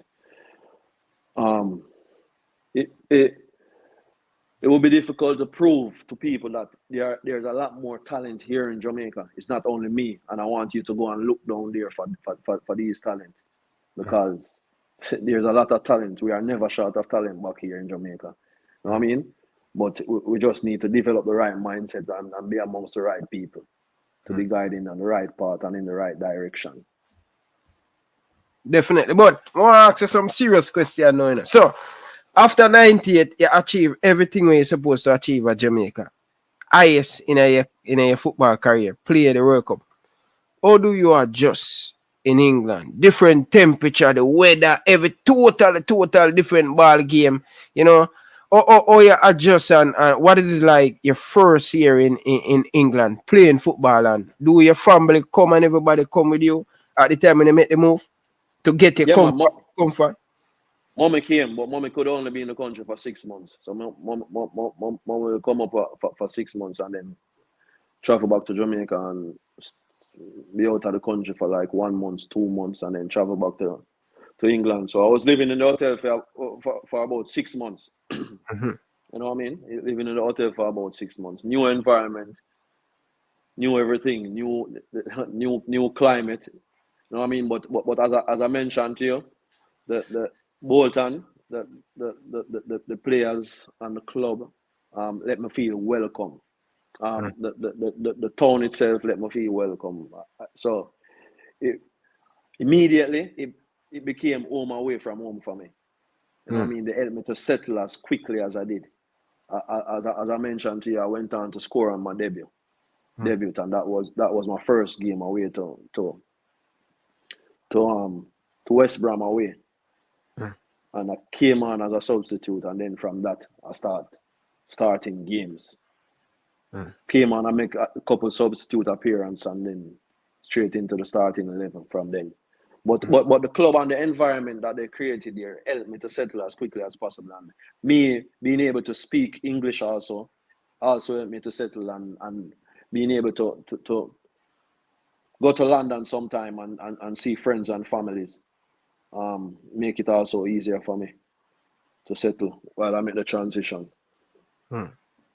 Boy, I'm glad where you go though. You go at Bolton and Winnipeg, because enough look at you till I go over there at the age, play World Cup at the age of 18 and then getting big money move. You know, I'm glad you just focus on hold on here and you work me to do it for a lot of Jamaican players, because I tell you, I do multiple interview players share them story, and almost everything interview me, your name come up at some point in time in the interview. You understand? Give thanks, man. Give thanks. I have a whole heap more come and do it too after me. You know what I mean? Cause Ricardo Fuller come and did his part, a big part as well. Jeremy and Johnson came. I think he should have done more. Yeah. But he still did his thing to a level. But I wanted to see him at the top level, because he had the talent to be at the top level for a long while. Yeah. Claude Davis came. Luton Shelton came and did his thing. May his soul rest in peace. Pepe came and do his thing. Theodore Whitmore came and did his thing. Even Kemar Daly came and get a Come Daly, yeah. Omar Daly too. Omar Daly. Yeah. We never leave out Amar Daly. Yeah. Amar Daly came and did his thing. Talpi. Ricketts came here and did his thing also. So a lot of people came here and did their thing as well. So we really represented, and that's what we want to see continue with time to come, and we see it with Leon coming here and doing his thing also, and even Sterling, even though he's representing England, but he's Jamaica, true and true Jamaican. He's one of us. You know what I mean? He's one of us, true and true. Because as the season done a Jamaica in there. You know what I mean? So we came our represent, and I know we'll be seeing that in the future as well. But the most important is to give these kids the opportunity and to showcase themselves and to showcase the talent. And watch the last game. No, I'm not watch the last game. I saw the last squad, and it was very pleasing to see how much Jamaican local based players was a part of the setup. I mean that's where we started from. Yeah, that's where we started from. So it was very pleasing on the eye. I mean, even though we still embrace the overseas based players, because they are doing what they are doing, but it only can be a boost for the local players to know that it's a possibility for this to happen. It's a way out. You know what I mean? They are getting the chance. The coach giving them the opportunity. Now it's for them to take this opportunity and take it on to a whole nother level. You know what I mean? Whenever they get that chance to do so, because I'm sure, hopefully, God's will, it's not a one-off thing. You know what I mean? And they'll be getting a lot more of these opportunities, and they'll be having camps, just like we had camps. Because it's very difficult for everybody who's playing overseas to come and have camps, even on their breaks. You know what I mean? Yeah. I mean, sometimes players have to make sacrifice and know that at least a week or 2 weeks, them take out of them break in order to make it work. But at the same time and in the same breath, we have to understand also they have a long season, so they need break.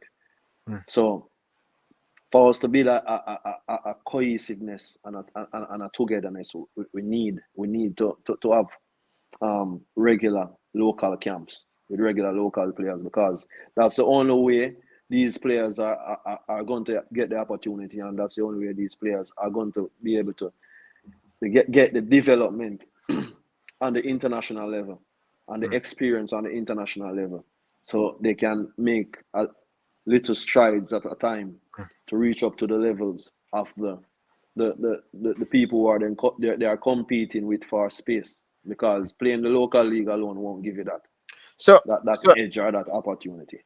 So because I know 98, great 94, 95 leading up, we have camp and stuff. You really think that we should have a local camp right now? Because when I even bring all these things up to the JFF, some of the people in the JFF, oh Ryan, we can't afford it. Most of these local but Ryan, no man, that's the first thing we're always up to.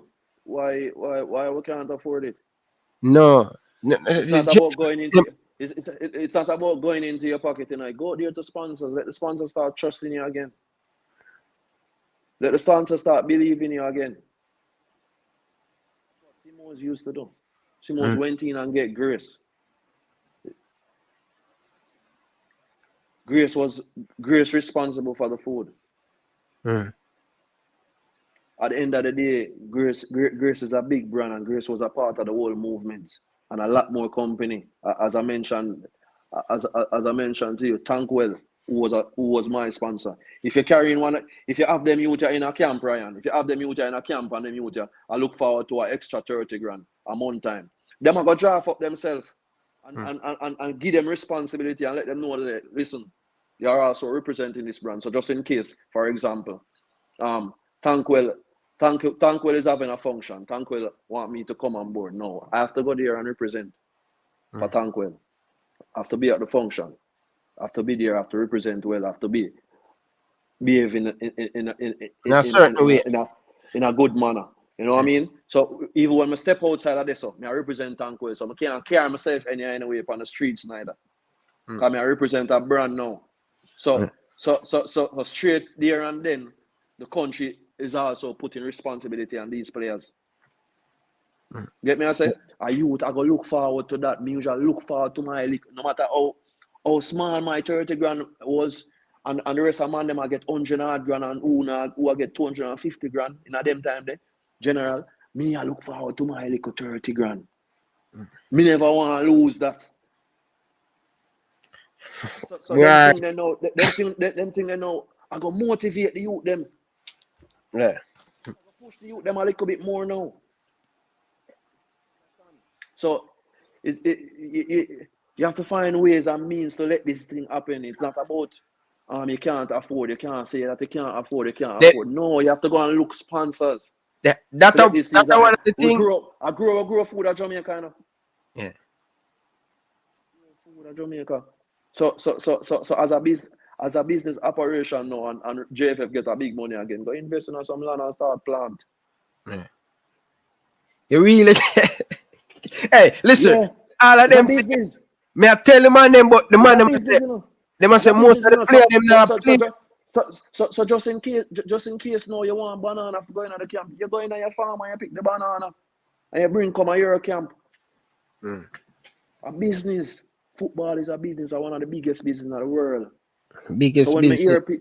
So when we hear people talk about the youth, them should not worry about money for play for them country and represent them country. Them supposed to be well paid to represent them country. The youth, them not even think about money when them get called for represent the country. But it's their job. Yeah. Their job. And to see certain things still happening because we're not doing the simple little things that we're supposed to do. The football is suffering in the long run. It's unfortunate because the football must always be winning. The football must always be winning no matter what. Why you think the private sector just get up and say they're not busy about football? Are we make them not busy about football again? We have to make them start business about football again. We have to do. Make them start business about football again, general. Mm. Make them start look up back on footballers. Because we did it can happen again. But them have to start putting little things in place. So have camps, local camps. How these local players are going to develop, Ryan, if they don't have local camps? Me agree with you, but you know, because I know, but with repetition of work, week in, day in, day out. That's the only ways these players are going to get better. Camps outside of Jamaica. You bring sponsors on board. Get into the private sectors. The private sector might not want to hear from a member of the JFF, but I'm sure you will sit and listen to the coach. Agree with you. Agree. So, but because back then, you know, yeah. Simon usually left our training session, you know. And the assistant coach and run our training session, and gone talk to private sector. I think you think private sector start believe and trust in a captain. You think a captain, a Simon started. Simons started. Enough time them on the left training and go talk to some private sectors. Yeah. Because maybe them time they don't want to hear from captain them because maybe they lost trust in the JFF. But Simons make them start trust again in the JFF and then captain them step up and start do them part. But it was a smooth sailing. It was a smooth sailing. We never usually have camps. Remember before we never usually have camps, you know. The blueprint is there. Now we have to start with them things, man. But you know one of the main thing, because I do interview with enough of the president ball of them. So here are some of the issue. And when I talk about them thing, a man say my bad mind them and very and thing. Because I tell them the truth. So here are some of the things I talk to the players. So example, when we get called for the Jamaica under 20 team and the under 17, went to camp up at this house uptown here. Went name again, man. Some 102. Yeah. 102 shots. Them have some bunk bed up there, Virgin. That's how we stay, man. Yeah, I don't know if them still have that. I don't know if the Football Federation still have that. But they have the captain arrest burial right now. And these are the things when you talk about me, I tell them. So example now, in a World Cup qualifier the other day, them I say, boy, they want to bring the players them up there. Me get a video showing inside of the house. Seeing? Mm-hmm. Yeah. The facility is okay. Yeah? But the furniture, them and the bed and all of them things, they're poor. Mm-hmm. You understand? So all you want to come take these players within a comfortable situation and then put them in some local bed where only now going on. Like just other day in Suriname, the man them go to Suriname and the man them book the worst hotel give the youth them. And them big high hotel. So me as a past player now, and a man we get the opportunity to go overseas and see it at highest level.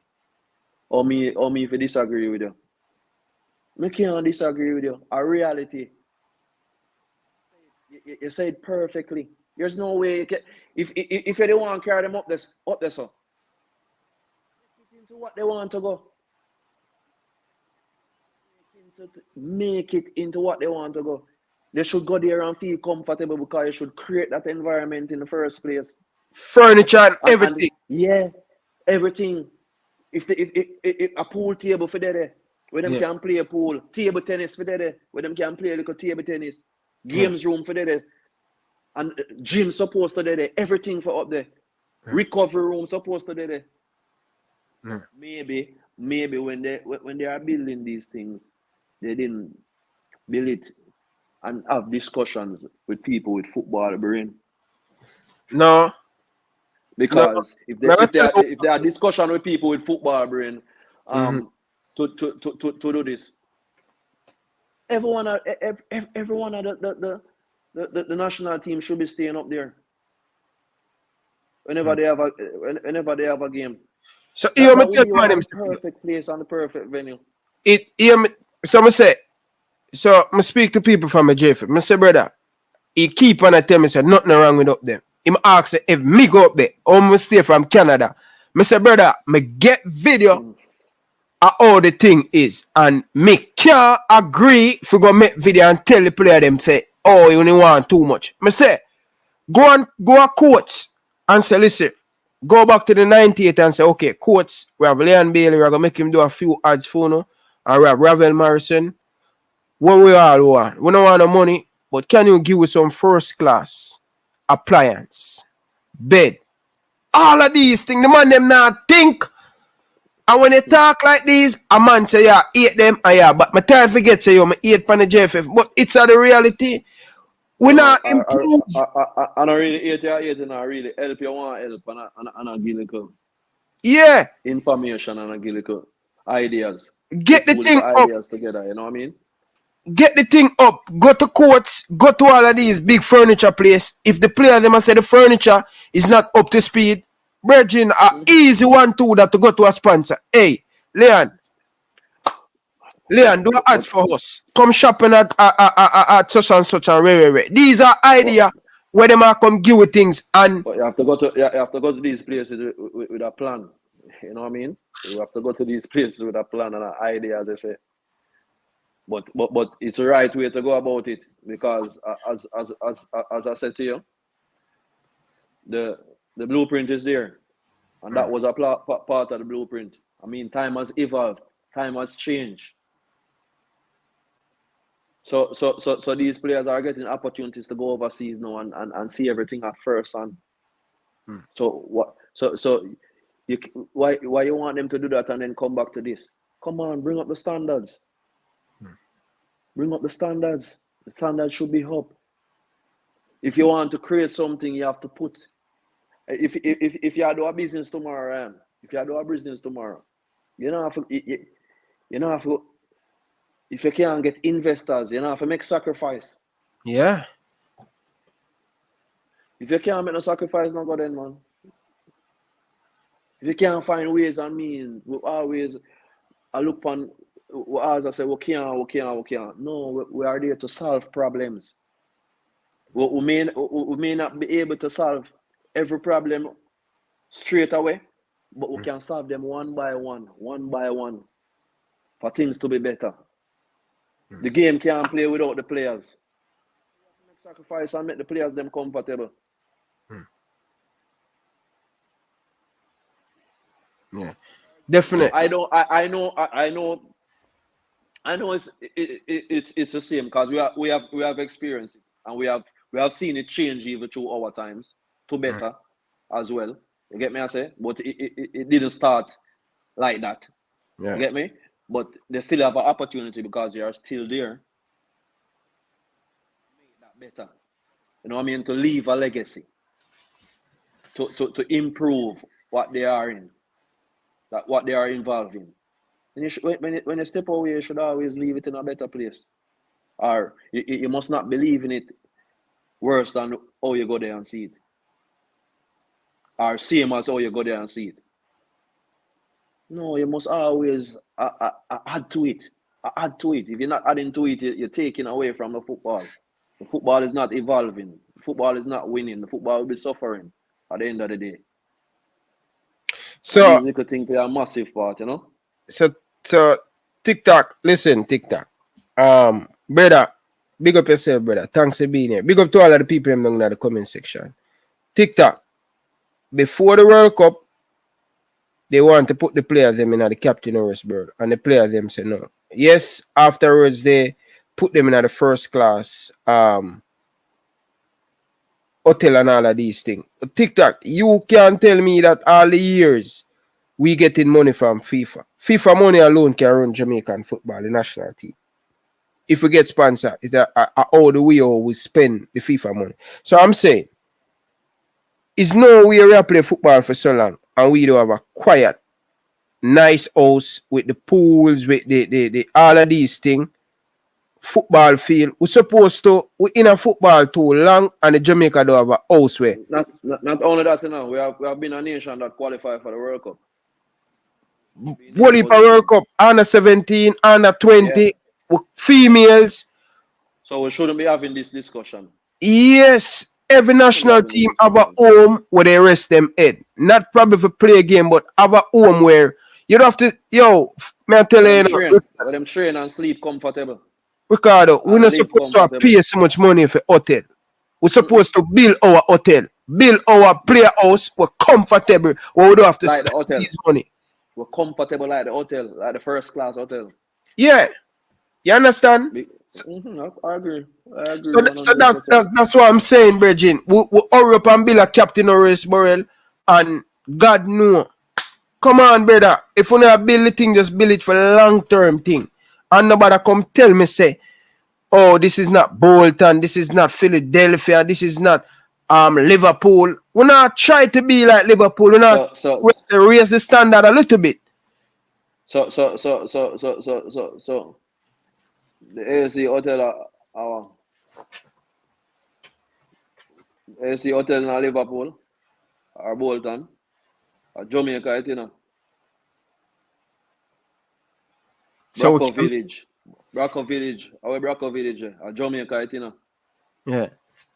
So why we can't have them thing there? We're too good. We not have them thing there, Bridget. We not have them thing there.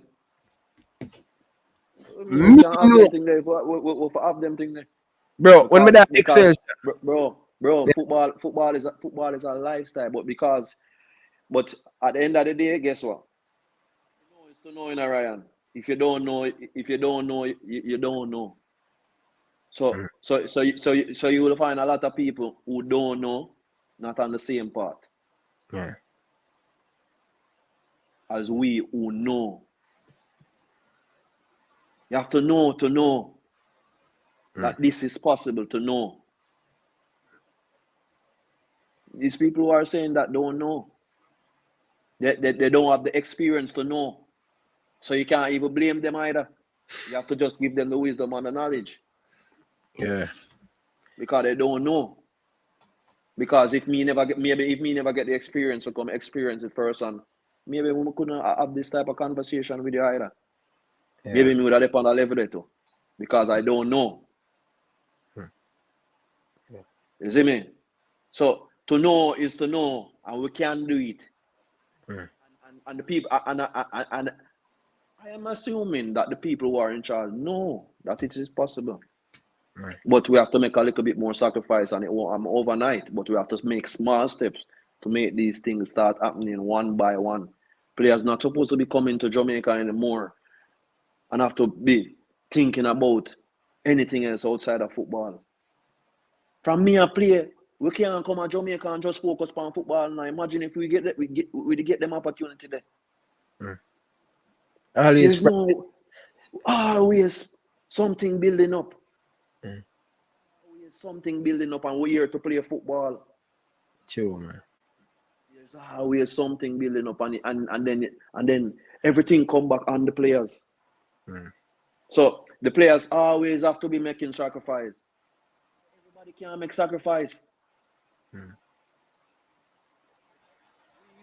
It start off like that in our times. Till we start seeing everybody start making sacrifice.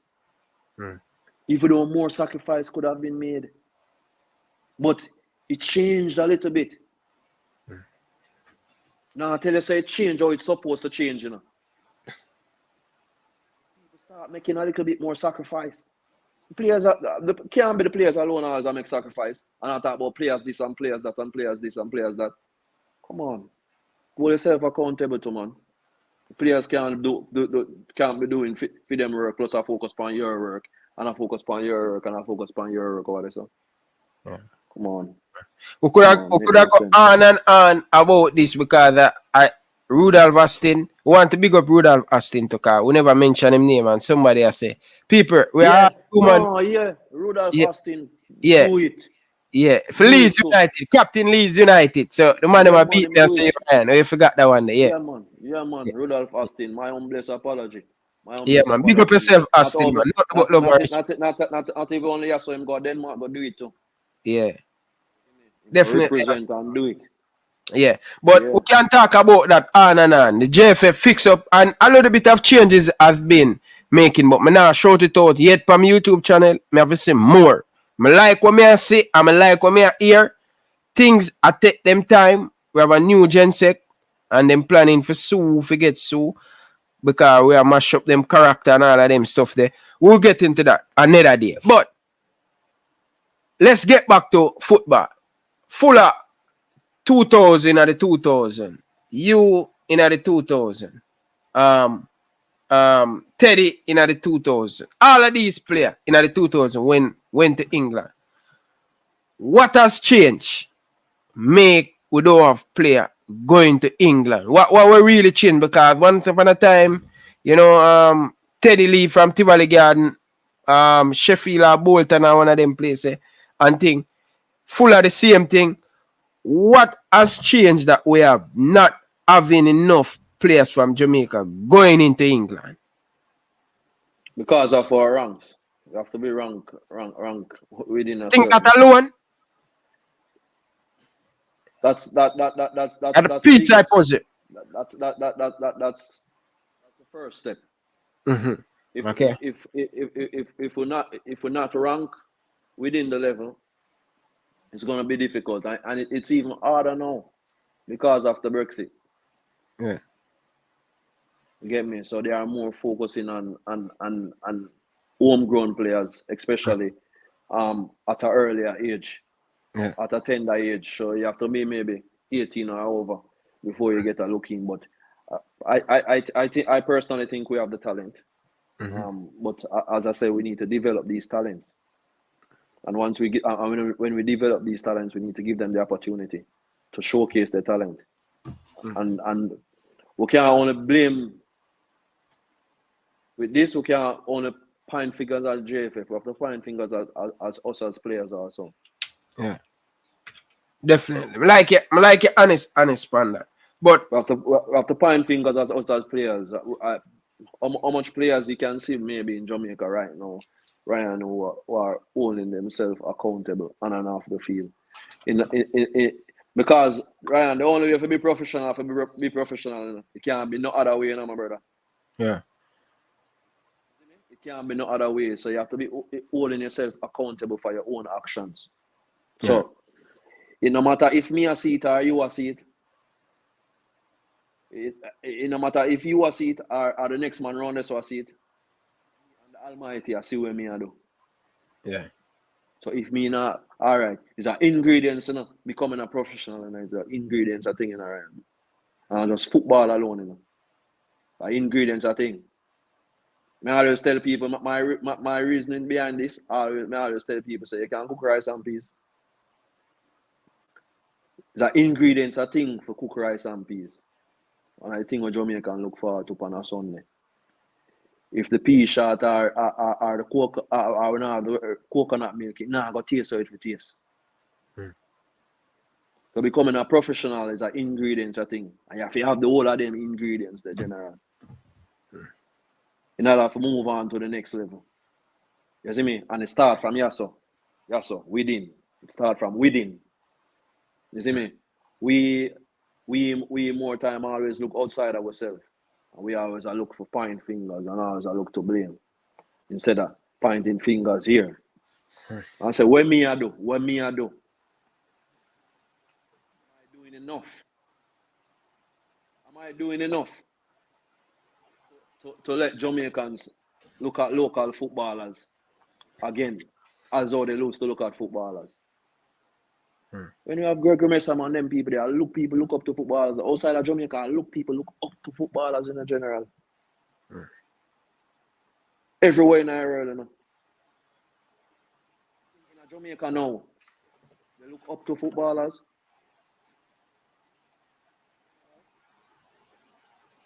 We have to make them do that. Oh, we make them do that. We have to play our part to general. We have to play our part. We have to hold ourselves accountable.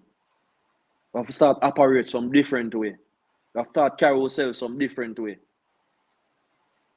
One things too. Everything, man, is an ingredients, I think, my brother, man. The whole ingredients, I think, my family.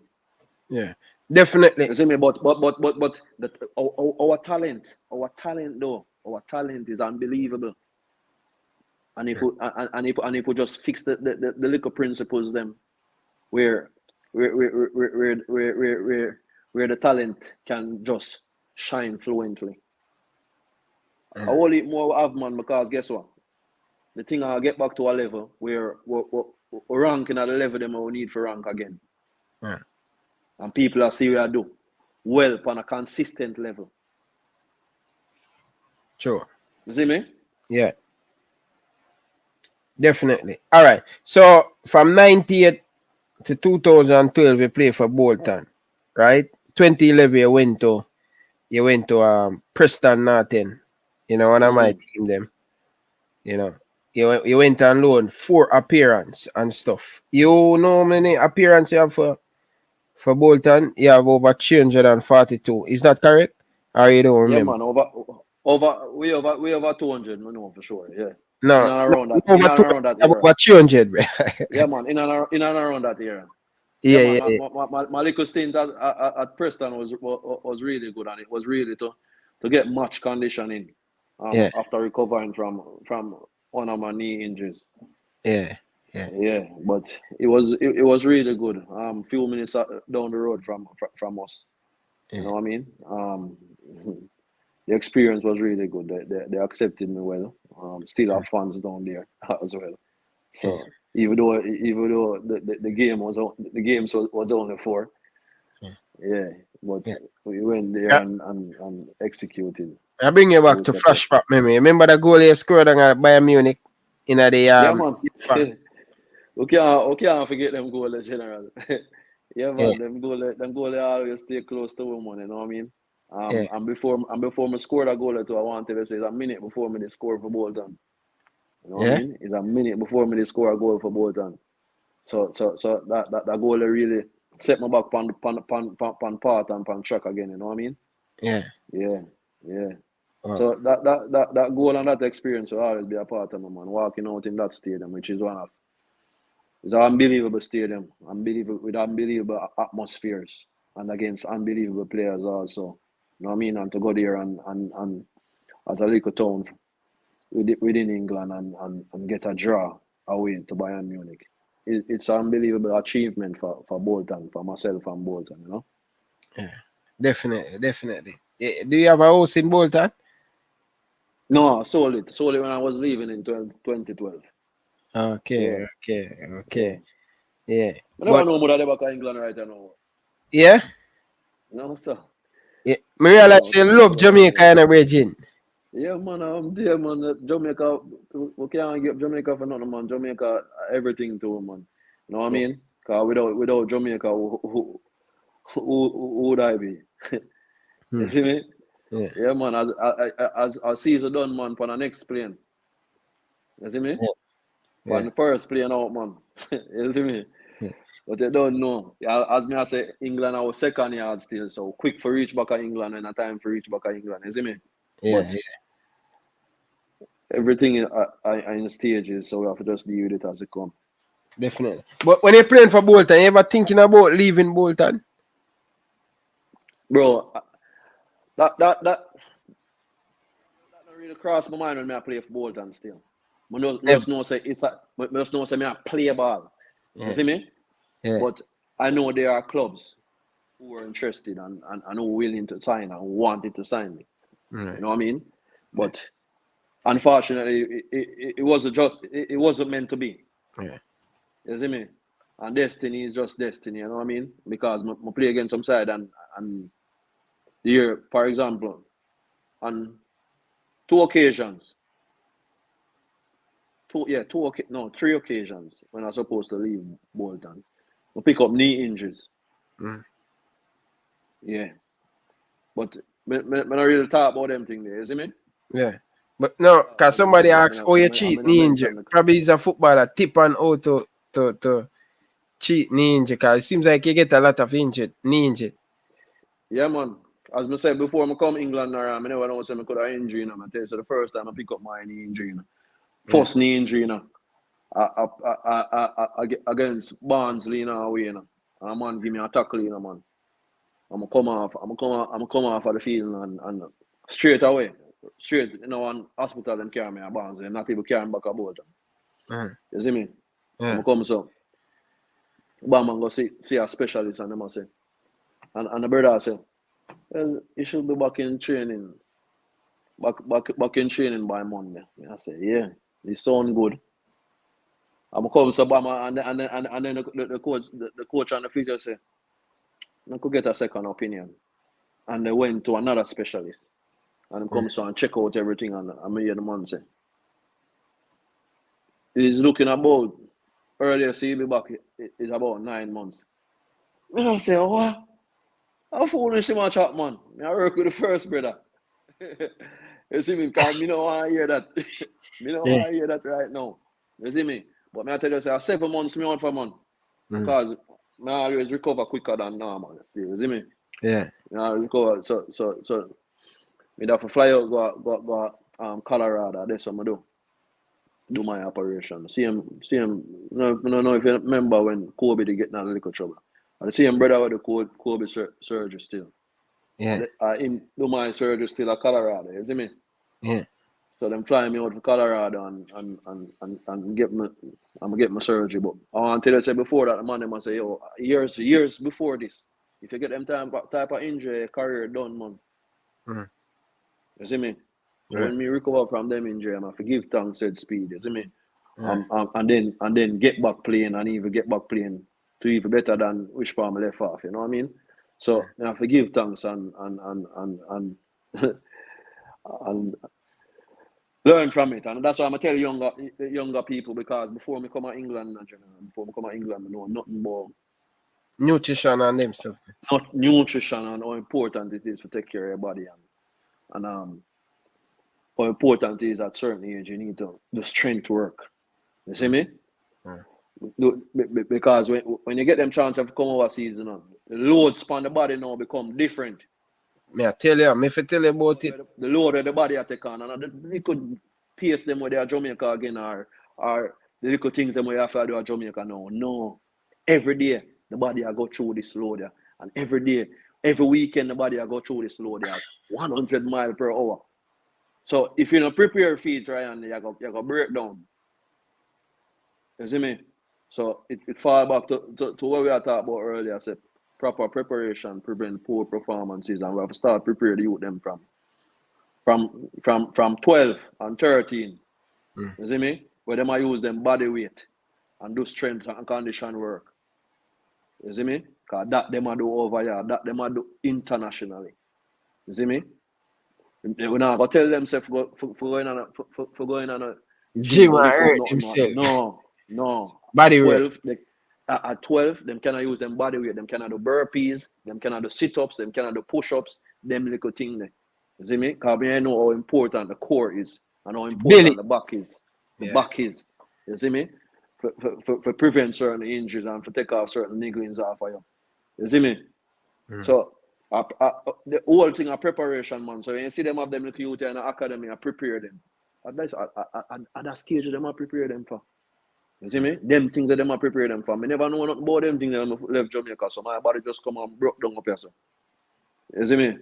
Yeah. And then I when me reach a son, it take little time, I build up. So every minute it you see me? I make a step back. You understand? But preparation are the key, man, for everything. Everything them always teach you that, so we can't take it for granted, you know? Most definitely. When you finally, if you know you spend over decades at Bolton, and you finally realize it a come to an end at the time, because I'm not like, you know, when me deal with a girl, you know, and it a come to an end, you know, brother, me I tell you, say one of the hardest thing, you know, brother, when you say find someone you love, you know, Bridget. You must. Because me talk to friends and I'm full of say, Ryan, I tell you the truth, me never really ready, you know, me never that look, but I tell you, say, things happen so fast and quick. How you feel at the time? All them things I have to prepare for, I never prepare for it. I never ready. Never ready for stop yet, Ryan. Yeah? Never ready for stop yet, but I injury plague me. You see me? I injury, my retire, man. Injury plague me. I think if I never injured general, I have at least two, 3 more years, you know what I mean? You see me? I could have got to at least 36, 37. Yeah. What age you retire? 32? Yeah, but yeah, 30, 32, 32, 33. You see me? Okay. Yeah, man. Yeah, man. But injury plague, my brother. Injury plague, me never ready yet. A part of life, brother. Yo, But in everything, you have to have an end. yeah. Especially with, on the sports side of the world. You know what I mean? Yeah. You have to have an end. You see me? So even the end you have to prepare for. You see me? You have to prepare for it. But me never ready yet. Still. I mean, and as I say, if you love something, man, you know, let it go. But you have to know when. You have to know when, and that's why, you know, I have to lift my heart to Bolton, you know. Yeah. You see me? Yeah. I know when to walk away from it. Never make it run him way. True. Like Cristiano Ronaldo, no. Yo, never make it run him way. Yeah. You see me? True. So you have to know when to come to man and say, yeah, I make the transition, whatever transition you want to make. You see it? Yeah, for real. Man. Definitely, but I want to talk to you about, because you're coaching in Jamaica and stuff, you know. Who are your because somebody asked me, who are your favorite young player right now in Jamaica? Young player right now. Yeah. Whisper is one of them. Whisper. Yeah, man. You think you're ready for senior football? Huh? You think you're ready for senior football? The only way we can know is to put him there. Jesus Christ. So them are go like someone know me I talk about me on YouTube. Them think me just make up a bag of nice. But tell them say I'm ready, give him a chance. Them say I'm not ready yet. Them too young. Look at them say Tyreek McGee and Peter Lee versus Rush, man. General, not name too young one. You remember now? You might want 17? He just turned 17. Champions League. Yeah, tell them again that, bro. Tell them again. So a schoolboy football alone we want him play? Yeah. Them same need to play under 20 for the scene under 20. Take him time, go up, rush him too quick. You never know it until you put him there, Ryan. And there's a lot more talent there as well. There's a lot more talent there. Yeah. You see me? Some talent we're not even see. You see me? Yeah. Some talent we're not even seeing, Ryan, because everybody get chance and opportunity, you know. All of one Monday they will play for all mile goal, you know. I play for some little country school down there too, you know. That's who we not get to see them, you know. Yeah. And that our next thing Simone do. The Monday yeah. Because none of we never know about Evan Taylor. And you're Pepe. Nobody don't know about Pepe. Yeah. Nobody don't know about Pepe. And Pepe make qualify for World Cup. You see me? Yeah. So there's a whole heap of talent there in Jamaica, man. A whole lot of talent. But we have to go looking and we have to go searching. And we have to give them the opportunity. We love talk about two can't do this and can't. No, we have to give them the opportunity. Give them the opportunity. You see me? Because my son play under 13 with Spinal. Fair about you. Because my son play under 13 from about 8 or 9. So he play with most of them when you say I play morning club. We spot him 2 years older than him. Yeah. But Whisper is one of them at the top of the list. Hands down, you know what I mean? Yeah, you can't go around that because he's doing it, he's proving it. Yeah.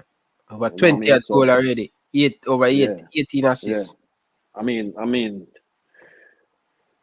not even talking about the goal then. Yeah. I don't know about some of the game them are the competition that's there, but you can see the talent. And the talent me I talk about mostly. You see me? Because the games, the levels are different, you know what I mean? Yeah. But the talent, you can see the talent. The talent is there. And the talent is what we must always look at. You see me? Because you can't have, even though not a lot of people doing it, the morning cup is not like what it used to be, man. No disrespect to the Manning Cup and stuff like that, but Manning Cup, may I tell you? And even but with me saying that, I'm not telling you there are not a lot of talents in the Manning Cup. There's a lot of talents in the Manning Cup. You see me? Yeah. But you don't see them going up against top class opponents every day. Every week, Every week, you know what I mean? But some talents are there. So you can't really use the Manning Cup and judge, but you can spot a talent from the Manning Cup. If you know ball, you can spot a lot of talent from the Manning Cup. And talent must be what the thing that we look at. First and foremost, the talent. You see me?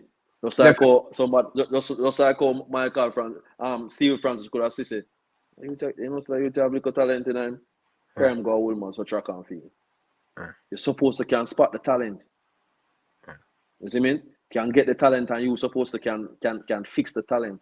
Just like if you see a piece of furniture where you want to buy and put in your house. You're supposed to can say that furniture is nice, you know. You buy it and you keep it at a standard. No.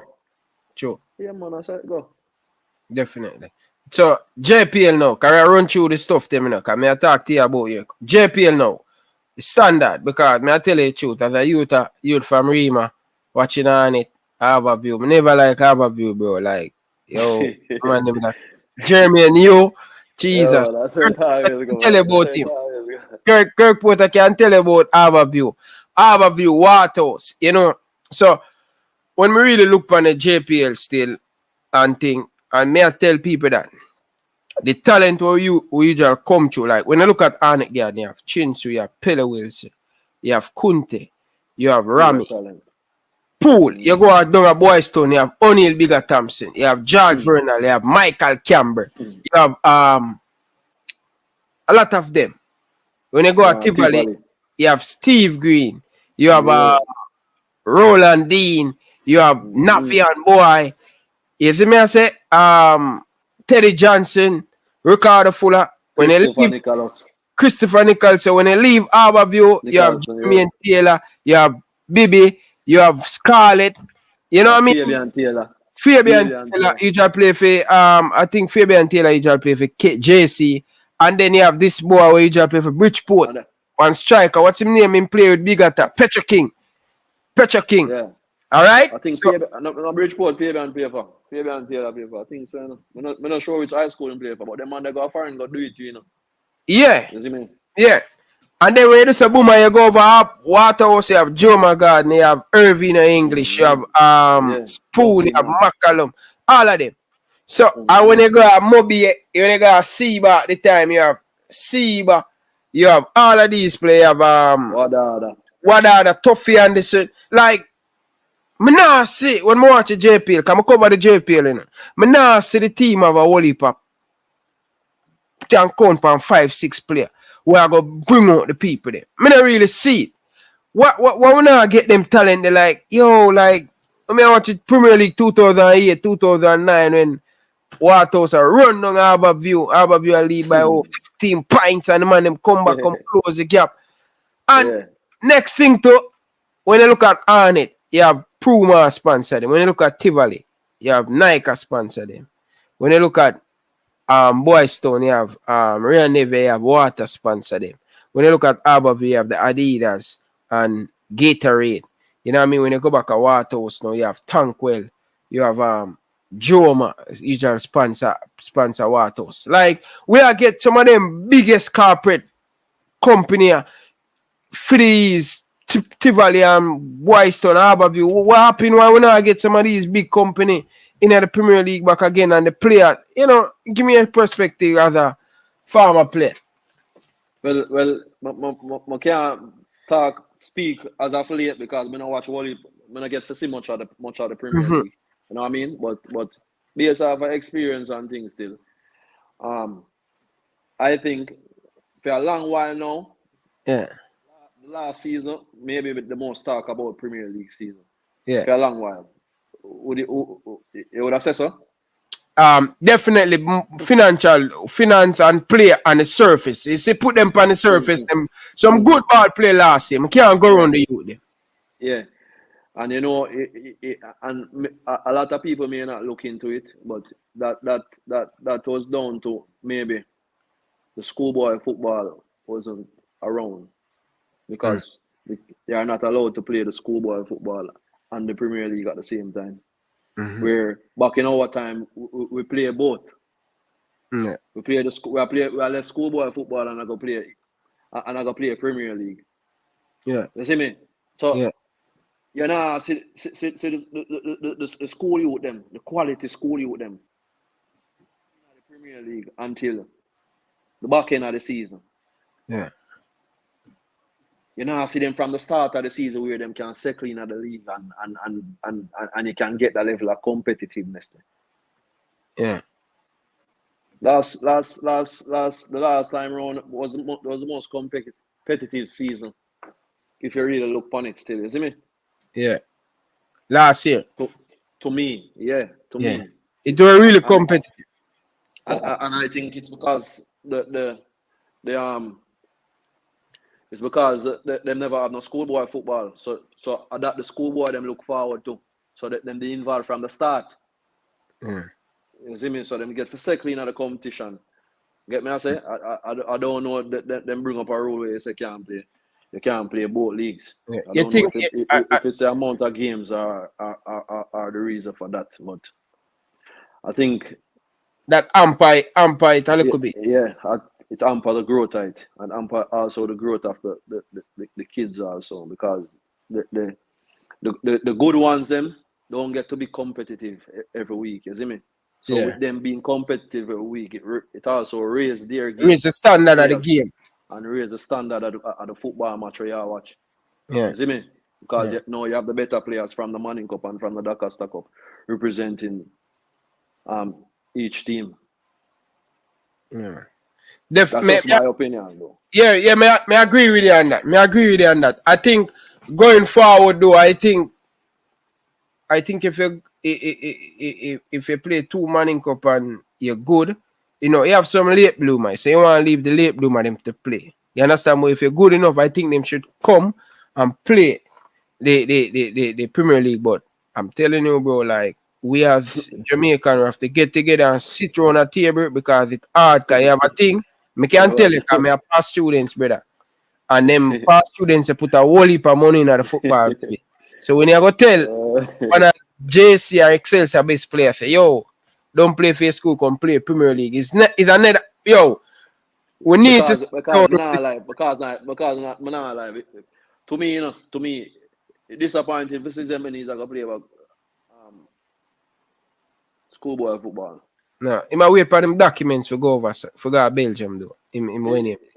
So what's the best way to prepare him to go to Belgium? Schoolboy just coming off an injury.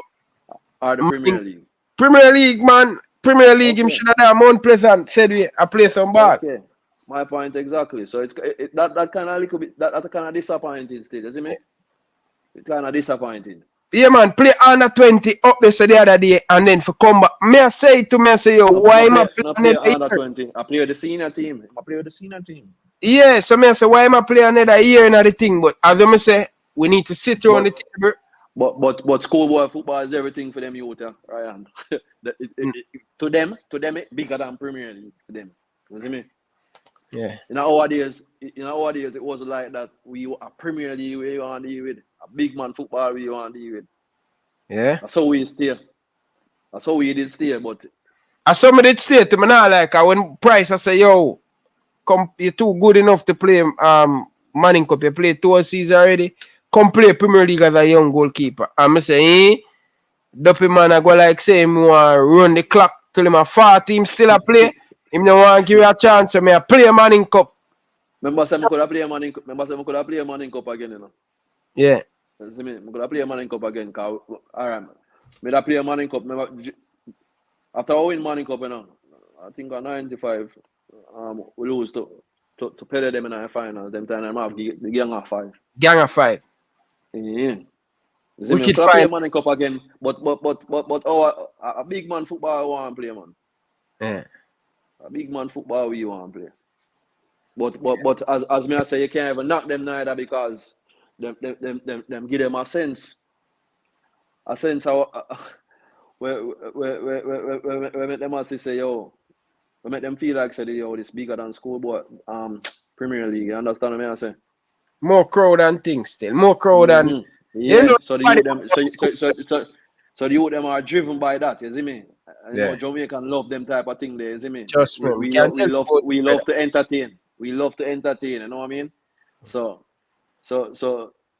with them selling them that. A whole heap of not thing it them coming. neither, you see me? Yeah, a whole heap of thing it coming, brother. Trust me. But them have just look on the bigger picture. Yeah, when price I come tell me. For in a case like this now, where Zemini's is waiting on his paper to go. Yeah. Overseas. That's a different scenario. I think he should really be playing Premier League.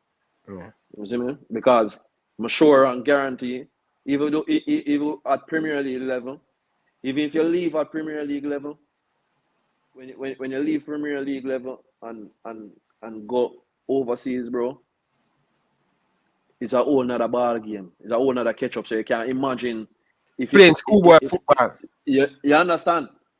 You understand? Yeah. So it's a whole different catch up ball game of go play, man. Yeah. You see me? Definitely. Because I think locally, tactically, we are not tactically aware. You see me? And that's where football is today. You have to be tactically sound, and that's the first thing them teach you when you come overseas. To learn the game tactically. When we should be blackboard work. when we should be learning that from yes. Jamaica. Yeah. So you are left out of big man football and you're coming out big man football and you don't know the game tactically. That's a no. So it set us. It put us 4 and 5 and 6 steps back. Yeah. You see me? So why am I gonna take a Jamaican and bring him here to do this? He must go show me a excess amount of talent for me. Put him in front of youth where me I carry through my system. Yes, for how much years? He must forgot double times that talent. He must be special. Must be special. That's why the game gone left for you, Ryan. Gone, man. A catch up we have to play now. And for play catch up we have to make 10 steps backward now. But them still want there so. True. When Simon's forward now 10 steps backward make in order to make the strive over making a general. Yeah. And I remember say Ricardo full of them and everybody else was a part of that also, you see me? Yeah. True. Definitely. Frank Brown, Farmer Excelsior. Big up Farmer Excelsior, old boy too. Coach Excelsior.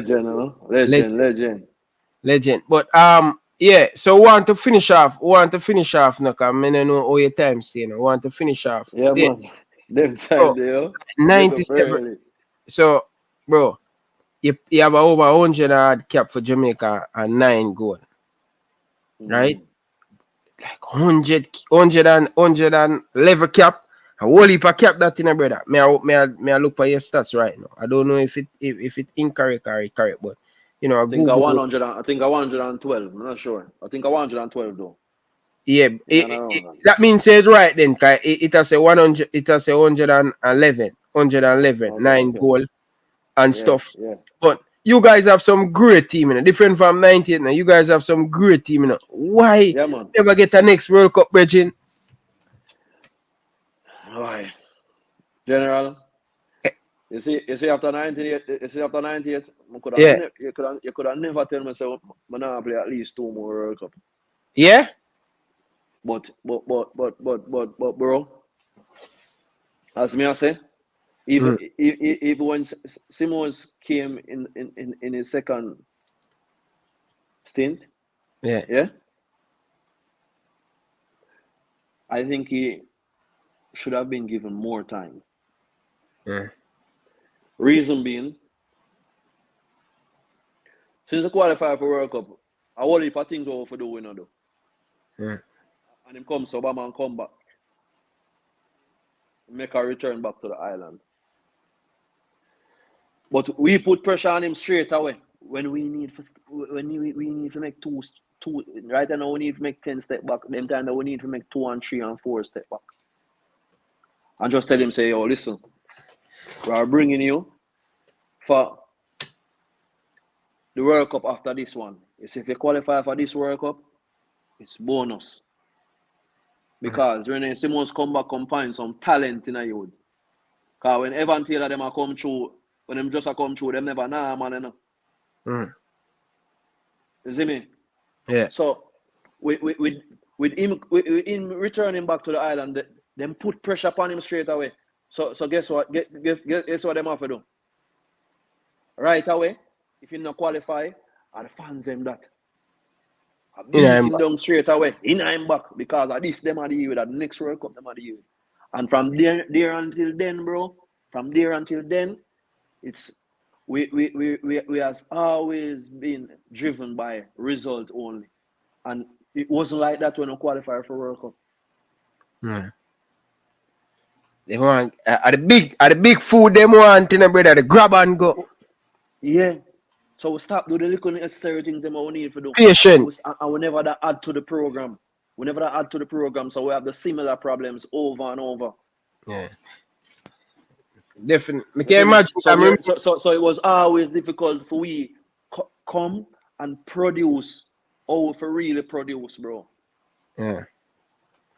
Always difficult. We were always put in a difficult situation to go and produce and be at our best. We are human beings, man. Yeah. You see me? So we need to prepare our mindset to be right. If our mindset not right, if our mindset not right, it's not go possible, general. When we qualify, our mindset and everything was right. It was right on the right path. But when you come and have to deal with things and I deal with different things and I deal with different things and every time it's a different thing.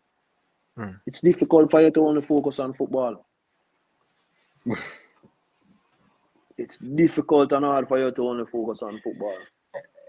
Virgin, I not lie still not. And sometimes when you look back, I say, we should have really stick out some more to none of this now. Go on right now.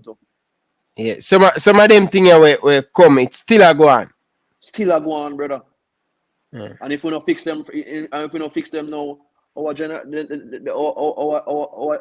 youth them are come face the same thing. Which is discouraging because, for example, we have some talented youth. If them get the opportunity to go overseas and get a different nationality, them are quick to go represent a nationality than any other nationality. All right, boom. My boy, we go World Cup what they have for Canada. And for Island, me talk about. See? Yeah. Island lick me back in our time and I say, yo, I want to come and play for Jamaica. What you think? Me have to be honest with the man. I say, bro, right now, we have the better team. We have the better team right now, but I think Canada have the better setup. And based off of my information when I give you, make your choice from that. I have to be honest with the man. That a win in a what year? That a before him start represent Canada. Yeah, because them time them play for Blackburn. Yeah, and I just what year that from a long time. So from them time they play for Canada and I come through the setup. Yeah. Time father is a Jamaican, you know. Yeah, and I know him just a qualify, and I don't know him just a qualifier for World Cup. And we still look for qualifiers. So imagine if they go play for Jamaica. No, just based off of my information on my game, and I'm gonna say, bro, we have the better team. I'm not gonna lie to you. We have the better team right now, but I think Canada have the better setup. And it's proven. Because now they might qualify for World Cup.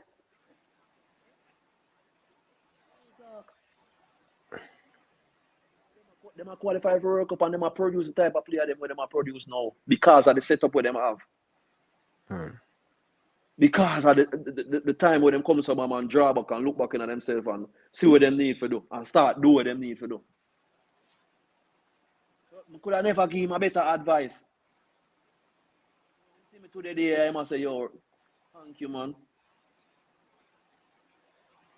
A bit of information. Boy. Because I help him for make him decision. Make him decision, yeah. He wouldn't have played in our World Cup right now. Yeah. Bro, the man do an interview about it now in I stadium won't play Canada. Man said Jamaica. Yeah, Jamaica. Him should have played. Him want to play for Jamaica. Him did want to play for Jamaica, brother. But just for example, all right, Ricardo Fuller, for example, female born as now, him grew up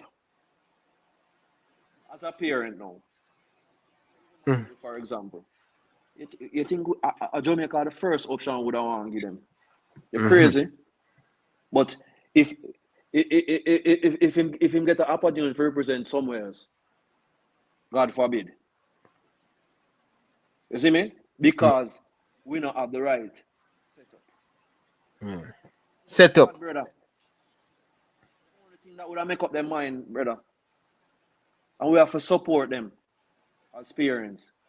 If you have a youth, and a youth can play for Canada, and the Canada setup better, and you see him have the opportunity, the Canada want him to represent Canada, and you see Jamaica set up no change, what you gonna do as a parent, Ryan?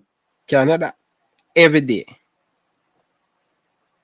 But in our heart, a Jamaica we want them represent. We don't want them represent. But we have to put things in place, brother. As other generation, we're gonna develop, we're gonna hear about Wally more Raheem Sterling.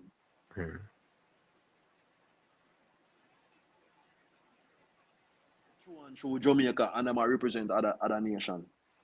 Yeah. Right. I tell you about like I know much of them youth they want even in England will represent England, want to represent Jamaica general. Yeah. Even from youth stage. But the setup is poor, man. The setup is poor. The setup is unbelievable. If you are looking to qualify a under 20 group, it's a 1 month camp them want. For a tournament where them know for a tournament where them know about from 2-3 years ago. Seems like you watch a program, brother. But brother, them thing you may have talk about, Barisa remind me from last year. You see when the World Cup qualify, me I tell you say, yo brother, if you not change your attitude or behavior, or we are go about thing. Remember, under 17 is coming up right now. And the man him say, and next month they might have child for a tournament for February. Remember 2 years ago we're supposed to have these preparation, you know. Alright then. Cool. 2 years ago. So 2 what years that say? ago. That not say a lot, man. That say a lot, you know. That speak volumes, you know, bro. Those Preparation, you fail to prepare to prepare, you fail to pass the exam. You're just only going to set up the youth them.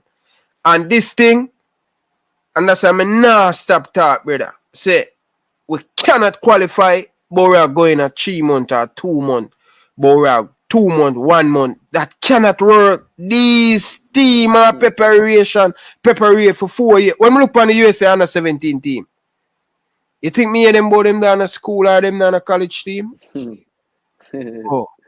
You know. But the man them there in a Philadelphia, or them there in a Barcelona, or them there in a Bayern. These are the players who are compete. Under 20 the other day, United States. Every one of them a professional player.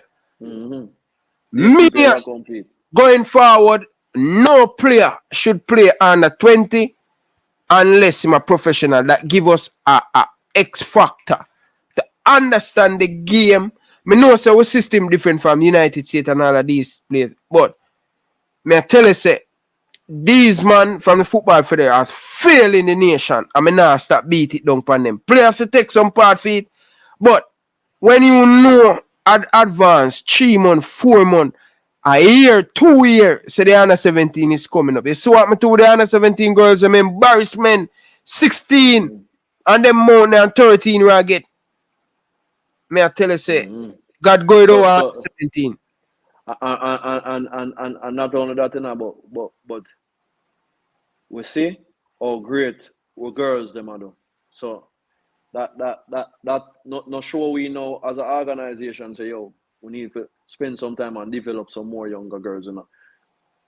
Develop them from them young because they are there. They are there, you know. Them dead there. Yeah. But them want the opportunity to develop. They are not. That's why I tell you, say we need to have local camps. That's why I tell you it was a breath of fresh air to see the group where take part in the Cameroon game. Yeah. It was a breath of fresh air. And I love that. Because now that must motivate these. If this not motivate them, you know. If this don't motivate them, you will go to Cameroon what they, you know. I don't know how to motivate them, you know, general. But this is a breath of fresh air for them. And them have to look upon it as a breath of fresh air. And deal with it accordingly. And draw it themselves. But I agree with what you said, General. Most definitely. In every organization, we have to look upon ourselves. As I said to you, players play, coaches coach, managers manage, administration administrate. Do your job. If everybody do their job accordingly, everything will be successful. If we are singing the same song. True. You see, I'm glad all you guys went overseas and get the knowledge and I bring back to talking to people. But next thing, I make a video the other day, right?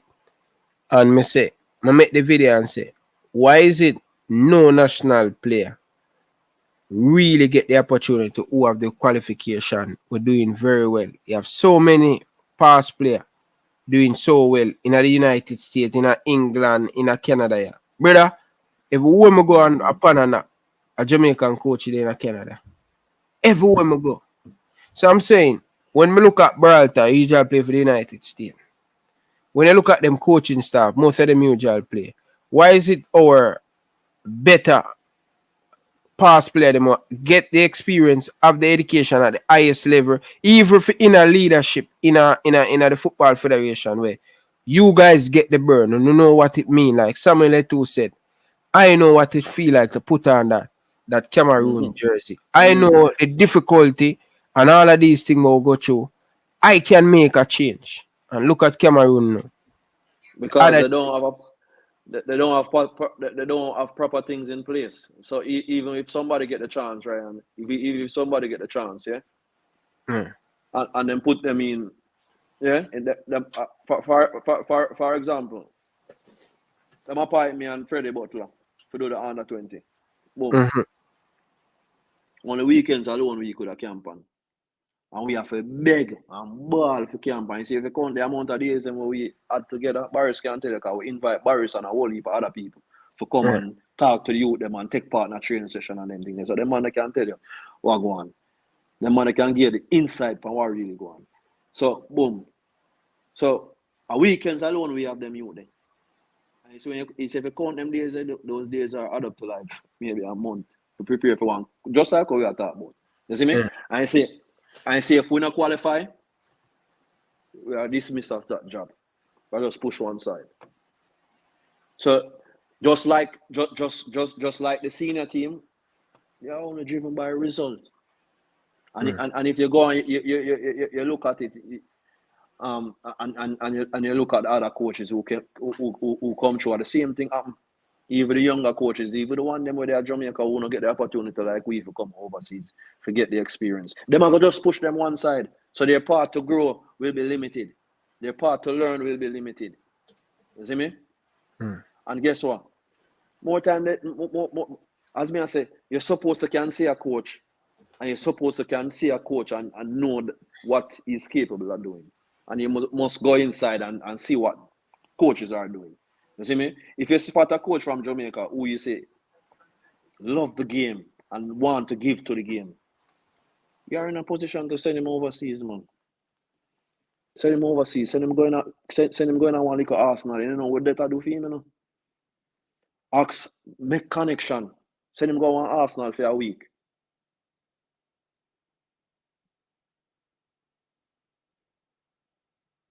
You see me? Definitely, man. Me agree with you. Me really agree with you 100%, my brother. You understand? These are the things in I the just we conversation. put the things in place as Yeah, a organization to make yeah, that thing be possible. Because if you check all of the countries that qualify for the World Cup from Africa, most of the coaches are homegrown coaches. If not all of them, all of the coaches qualify for World Cup from yeah, Africa. yeah. If not all of them, most of them are homegrown coaches who have represented the country or who have gone on to represent the country. And when we get the opportunity together, we need to pull each other together too. You see me? Definitely, cause the Senegal coach, brother, the Senegal coach the other day, brother, the man nearly 20 years in the job, before the man wins something in Senegal, Look on that. You You see me? understand? Because Yeah, people who are in charge say him know the know how. yeah, Forget this done because him do it as a player. And him have the same mindset. So him go give him the chance and give him the support and the opportunity to make it possible. We no support, man. We no support. We no support each other yeah. at all. It's unfortunate. Hopefully we can do that in the future and make brighter things happen for football and when football start win. I hope so. I hope so too, man. Because we really need it. We really need to look at and as I may say, based on doing this, been in the system. You know what I mean? Get called up a lot of time for Jamaica. Been in the system. I know the JFF work. So when doing this, it's more easier for me. Like, you see, when it come on to long-term thing, they're not all about that. Short-term. The less No, money them are the easy. federation can spend, are the Better for better. them. Right? And these youth tournament, not much money in it. But then the understand say these youth are the future. Yeah? These Experience youth is are the everything, future. man. And if you don't put preparation for these youth, so if you have a under 17 tournament going to play, these youth supposed to be in preparation for last. When people here talk about preparation, why them think it have to be 6 months, 7? No, if you have a under 17 tournament, all right. A year, man. 2 year. Under 3 year. 17, yeah, under 17 going to play next year. 2 years from now, USA start the preparation. So what they do? So it's They supposed to do. start get them from 11. So you know, say by 11, that what 15, 16, but 15 them time there. You understand? So they're making the progress. They have the next 11, 10-year old we're going to muscle memory. You call it muscle memory. You understand? Yeah. Prepare them and all of them stuff there. Preparation 2 years, Bridget. Yo, when me the Excel and Boris Johnson coming in, brother, are the highest that when they talk about professional. Boris, me know how him do it, the man get. Man Yeah, man, say, the man yo, they dedicated, you know. He bro, dedicate himself, man. He dedicate himself. He love the the man sport. say, Want give back to the sport. this is what you have You to know? do. The man say, I prepare you for college. The man say, okay, school don't have it. All right. Him know some people overseas. The man just say, boom, Rima, I don't want to see in a damn jersey there. Want to see in a this jersey. All right. Me get 2 goalkeeper jersey. And me get my boots and me get my shanks guard. So boom, players, outfield player get 2 set of jersey and babe. Every single time you come into training, make sure you're in a this. You understand? Today we wear yellow and green. Tomorrow you wear full green. You come and the man say, this is how them do it at the professional level. So you make you get accustomed. Chef on time. The doctor come and check you up. We eat on time. We go sleep on time. We sleep in the AC and the nice, bro. Even when school morning cup camp done, may I tell you, Ricardo, I cry. Come here, say So me, that me I tell you when we then I camp back then, man. yeah, bro, can go back down a ream and me I say, Jesus Christ, this me I go back to. Yep, Then me we just camp want call to back, be brother. there. Then we camp call back. You understand? Bro, every time camp over upon the weekend, on Friday morning, me I wonder when my next meal I go come from the Saturday evening, the Sunday evening. Me can't wait. Me the first man, Barris can tell you. Me the first man Yeah, as the captain back 10 o'clock. School, we supposed to reach back 2 o'clock. 10 o'clock, me do up at school, sit down under the plum chair, wait. You understand? So, we need to go back to basic. I As we know it, say, man. I have know the it. blueprint and we rip it up. All right? Me don't want to keep it any more longer. So let's run through your assistant coach. So you were a part of the team that 2015, 2016. That was a Tariq Meggy. Which team that? Which crop of player that 2015, 2016 under 20? Under 20. Bowser, Shaman Nicholson, Yeah. Vassa, Dishian, Tyree, Maggie, Javian Brown, Jamal Wait. So you were who were the coach? Me and Butler, man. Yeah, Butler. So yeah, Altiman Butler.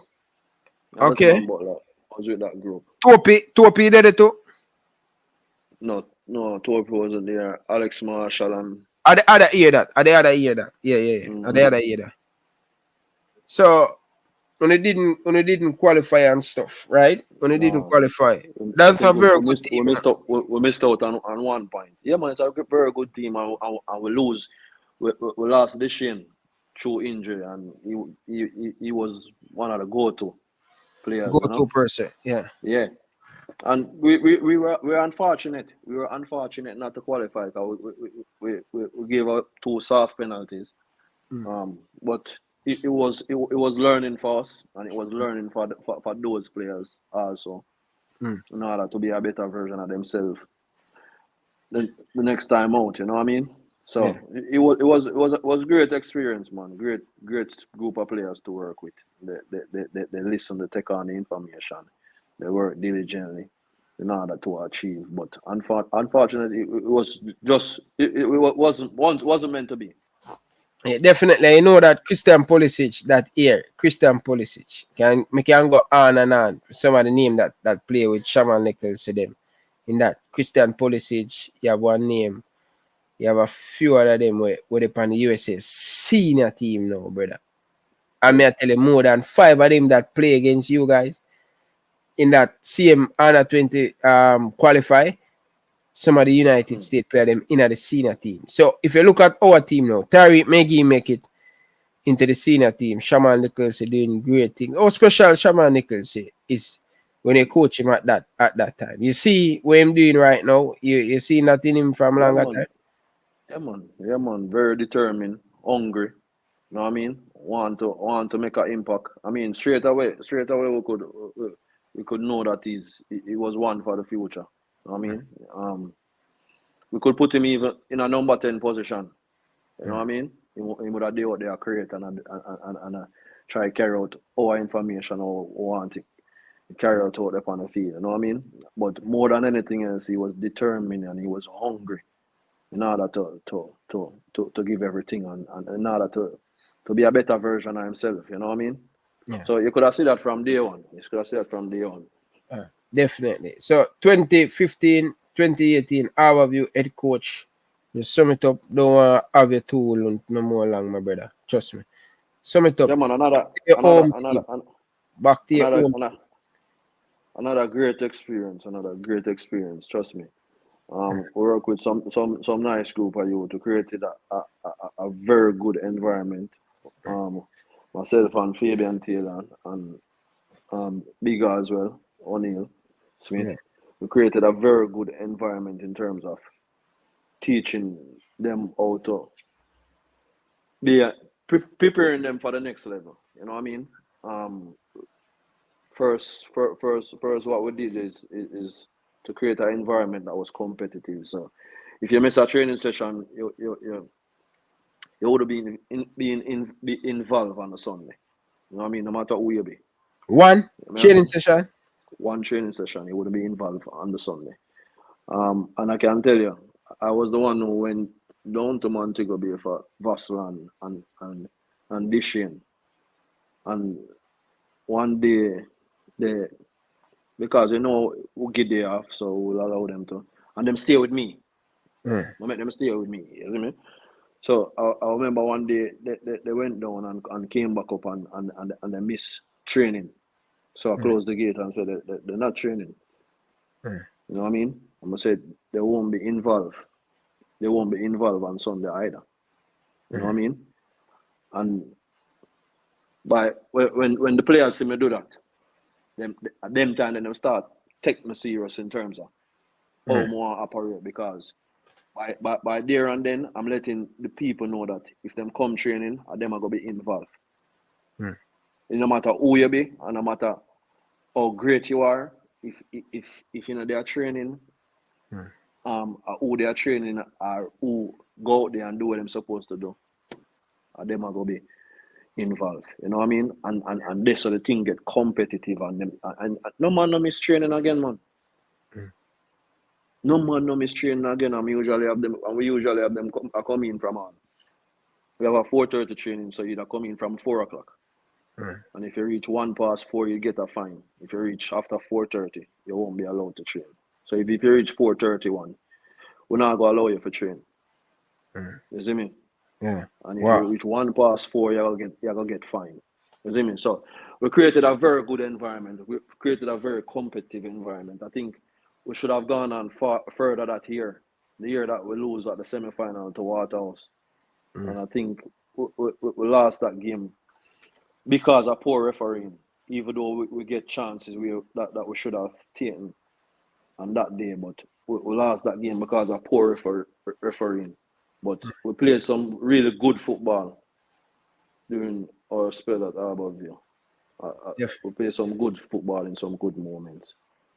If Tariq Maggie do an interview with him and he must say, yo, bro, like you push him, like him. Yeah, man. One thing I always want them to be the best version of themselves, you know what I mean? Because I always tell them, say, listen, you're not competing with them people in Jamaica to get a contract. You're competing with people who are already coming through the system overseas. So you have to give them a reason why them are going to choose you yourself. Them we are compete with. Don't feel like you compete with them people here weekend time. So I always try to push players to be a better version of themselves. So I try tell them weaknesses, what they need for work on what they need for work on it at times when we get the opportunity to work on it individually and collectively as a group. So that's our aim, man, for just always get the best out of players. Just as we try to do for ourselves, you know what I mean? Yeah. But talented individual who I think can go a far away once he get to understand the game and continue to be a better version of himself. You don't see the best time yet. Definitely. All right, let's move on. Quick. Portmore, assistant coach 2019-2020. And he become the head coach in 2020-21. All that come about. Why leaving hometown Harbourview? Because I always believe in art of love, you know, never Harbourview forever, you know. Why leave? You know Harbourview forever, man. I'm coming home into my deal with straight, you know, brother, and the principles my deal with, isn't me? So I just sorry for come on. It's not like I wanted to leave, but principles and things force me to. You know what I mean? And never did like it in terms of, cause me as a past player, it's always the players for me. And it was a sad day when I was leaving because I was leaving my players. Those players were my players. You see me? And it was a sad day just because we didn't put certain simple principles. And I think those principles are very important in terms of making sure my players are very up to match par physically and mentally. You know what I mean? Yeah. So didn't want to leave, but I left. Never that plan for do no more coaching in Jamaica. But you don't know me and Mr. Reed good because I come through Jamaica thing and he was the manager back then and he was the secretary. So he called and asked me to come to Portmore, which was a very good experience for me also. You know what I mean? Yeah. So definitely. And then you leave the job, went overseas, personal reason and thing, Bridging. But when we can look forward to see you get back in football, or you just dealing with music, producing and all of them stuff there? No, man. Football are always a part of me, bro. Football give me everything, man. So I don't know how I take part in a football, whether it's mentoring younger ones or guiding younger ones, but it's just a different stage where me have to operate how me have to operate right now, you know what I mean? But we still go further with education in terms of football and go and try do the necessary badges to the highest level as possible. So Okay, we can have it, because we don't know what tomorrow bring, you know what I mean? yeah. So football always a part of man, and football always going to be a part of it. And we're always give back to football, even if you don't hear it in the news, you know what I mean? Yeah. So we're still involved, man. We're still involved. So you're doing your badge over England there, right? I mean, I finished my UFAB, but I haven't started my A's yet. Yeah? You know what I mean? And them big guys today are old, man. So I'm going to do my UFA, my A. Yeah. Um, So what are your plans, though? You want to come back to Jamaica, or you just want to build your thing in because we just say my great friend Ricardo Fuller getting big thing down over Bolton there, over Stoke City. We can look for come forward soon for you down at Bolton. I mean, there's nothing planned as yet. Yeah. First is to complete the A. At the moment, I'm just focusing on just guiding my son in the right direction, because I just move over back. So in terms of me for settle and get certain things done, it'll take a little bit of time. You know what I mean? Yeah. So hopefully, as soon as the earliest of next year, I can start my A license, and then who knows what tomorrow may bring. When those opportunities arise, you will know. Maybe it's somewhere else. Maybe it's different part of football. Maybe it's still mentoring. Maybe it's an agent. Who knows? Yeah. But we'll always be involved in football, man. We'll always be giving back to the younger ones who are looking to take the same part as us and to be even greater than us. What a nickname them? What them have a nickname with them call. What them nickname them call Bolton. Now say Ricky them call me. Them have a song with them always sing, You see me? Yeah. Yeah. You see me? Ricky and Ricardo them call me, and them call me Bibi too. As of late. You see me? Mm-hmm. Yeah. Yeah, man, so them know all of my name, man. Them know all of my name down there. Yeah, man. You see me? Man, big respect, cause I remember when you look at Bridging at the Bridging look at baby that usually play for Boys Town. Yeah. I remember when the usually come at Boys Town and thing. So come we know about you guys, cause Harborview was my place. I'm usually hang out. I don't know Excelsior. Only you have a youth from over Harborview where went to Excelsior. It look like a long time Excelsior tradition with Harborview man, them brother. You understand? Yeah, man. Special community, Excelsior Harborview East School, man. East School, you know. Bro, trust me, when we come over there, Excelsior and Camperdown, I mean. Excelsior and Camperdown are East School. Yeah, definitely, Bridget. Like when we come over there, I don't want to leave, brother. Something over there, and Daria say, yo, Miss Miller, I say, yo, you have to go home, brother. You have to go home, Bridget. Sometimes I leave at some bad 8 o'clock, 9 o'clock in my uniform. I go over and think, Bridget. You don't know you have the priest family them right down upon the entrance. Yeah. Yo, bro, no, I'm gonna tell you, for all of you, brother, nothing but love the people them show over there, brother. And if you as a youth, them see at a certain time and say, yo, when you're there at school, or I say, no man, exam man school. Cause them make sure them look out for the youth, them and say, no school thing now go on. 100%, brother. 100%. Yeah. Definitely, Bridging. It's a great time. Glad for have you, Bridging.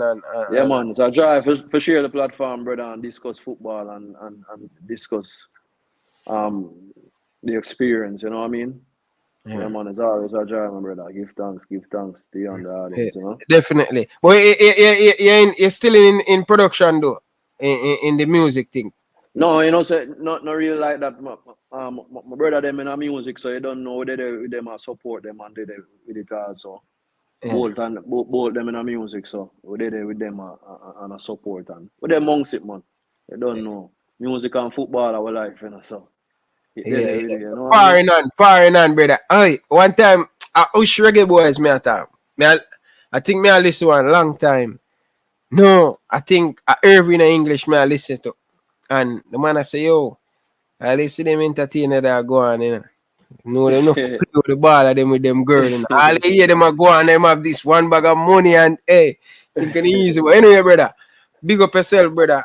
Really, thanks for love and blessing, brother. really, I hear that. really appreciate the comment, brother. Just continue to do your great work, brother, man, and continue for open up the eyes and support the football, man. You see me? Yeah. And continue for praise when praise is due, you know, and continue for make people know the right from the wrong. Definitely. You know what I mean? Definitely, yeah, man, and continue to improve, brother. You don't know. All heap of love and blessing. See? Yeah, man, enough respect, man. And one shout out, Whisper Father, say you for big up, man, cause you know, he must say him same childhood. Yeah, man. Yeah, man. Me and them man they go our view primary together, man. Yeah. Yeah, man. I'm brother, man. Me and them man they go school together still. You see it? Yeah. Yeah, man. And other go school together, man. Brother, man. Name Odari? Yeah, man. Enough love, my brother. Big up. Odari. Yeah, man. Big up yourself, Richie. Enough love and respect. But baby, nothing but love and respect, man, Bridging. Enjoy your night. Sorry for having for so long. Yeah, my brother. Really appreciate it. It's story too long. All right.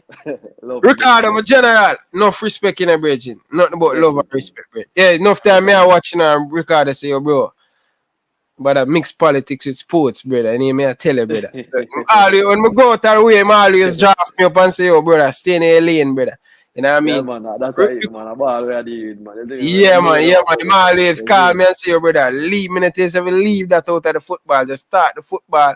We love the passion and thing, Bridget. And, you know, good to know me have somebody where when I go wrong, he might give me a phone call and say, Ryan, yo, man, like that, you know, brother. Go back and fix things. You know what I mean? So, keep on the part, my brother, man. Keep on the part, my brother. You see it? Yeah. All right. Blessing, brother. You can leave whenever you're ready, Bridget. But people, another chilling episode with former Reggae Boyz. Captain, you know what I mean, has done so much for Jamaican football. When you're talking about a lot of players that went to England, they went to this man, the legend Ricardo Gardner house. Yeah? Enough of our star, he guide a lot of our big players them went to England. So, people, I know one day in the comment section. It not take on nothing for just hit the like button for other people can see the conversation and see the great interview people. You understand? So, on your way out, people, why not support the thing by hitting that like button? Let's shout out to some people. Bro, you're there from a long time. Grant, big up yourself, brother. Enough love and respect. KS Sports, brother, big up yourself, brother. Nothing but love and respect. Richie, big up yourself, brother. Enough love and respect. People can go check out Richie Royal Sports. He have everything when it come on to Whisper. Check it out. That's the same way you type it in on YouTube. Anyway, that sports him have a YouTube channel, guys, and you can go support him, show him that love. And KS Sports, him have a YouTube channel. People, don't forget to go and subscribe to him. Boris Johnson, my mentor, my coach, the man that when it come on to goalkeeping, him have my cover. When it talk about preparation, he make me have one of the best seasons of Manning Cup. Yeah? Classic. Can't forget these great days and these things who share and the joy and thing. Big up yourself, Coach Barris. Coach Karomi, big up yourself. Any other sports, big up yourself. Coach Riley, Eddie Vision. Coach, big up yourself. And we are talking about Pagan. Big up yourself. Chris Bailey. Yeah, man. The real general when it come on to Excelsior. You know what I mean? Them man I deal with the Ali Cup. Big up yourself, Chris Bailey. Enough love and respect. Read. Big up yourself, brother. Enough love and respect. Appreciate all of you guys. People, all who get big up. All who hear them name, just know say you may big up to everybody. And people, may I ask you, just like the video, no people. Like the video on the way out, no man. Support the movements. People, I am trying to get a few of their past Reggae Boyz players to come give them, leave that because nobody run with my idea. You understand? So anyway, people, stay tuned for more great video to come. All right? Don't forget to check out the merchandise, people. The link in the description. Reggae Boyz fans, don't forget to check out the merchandise. Follow the movement. support the movements, purchase the merchandise, Reggae Boyz Nation. We have the hat, we have the cups. Check it out. We have a lot of different merchandise in the store. Show your boy Ryan LFC some love and support. Buying the merchandise. Let me know. What do you guys think about the merchandise? Would you guys purchase one of the merchandise? I would really appreciate it. It help the channel, bro. And it help the channel put back some money in the channel to buy equipment. So I appreciate it. Thank you guys. Peace. Demo J still there, brother. Demo there from the start, brother. Demo J, big up yourself, brother. Enough love and respect. Ricardo Miller, big up yourself, brother. Enough love and respect. Yo, Danny Jed, me know the man they are watching about them, they really say much, you know. Danny Jed, big up yourself, brother. Loving the house. Chris Bailey, loving, hey, people. Appreciate all of you guys because most of them there from the interview from the end of the start. People, you know, say my pass my bedtime, 1 hour that over my bedtime. You know what I mean? You know, I have to rest and, you know, go again in the gym tomorrow. But big up on yourself, people. We say never let big up yourself, man. Yo, Dino, me I tell you, brother, I appreciate it, brother. I appreciate the love and the support, brother. But anyway, people, when you can look out for a big Reggae Boyz player back, all right? We're going to have him before the week done. Yeah? Big up, big up, big up.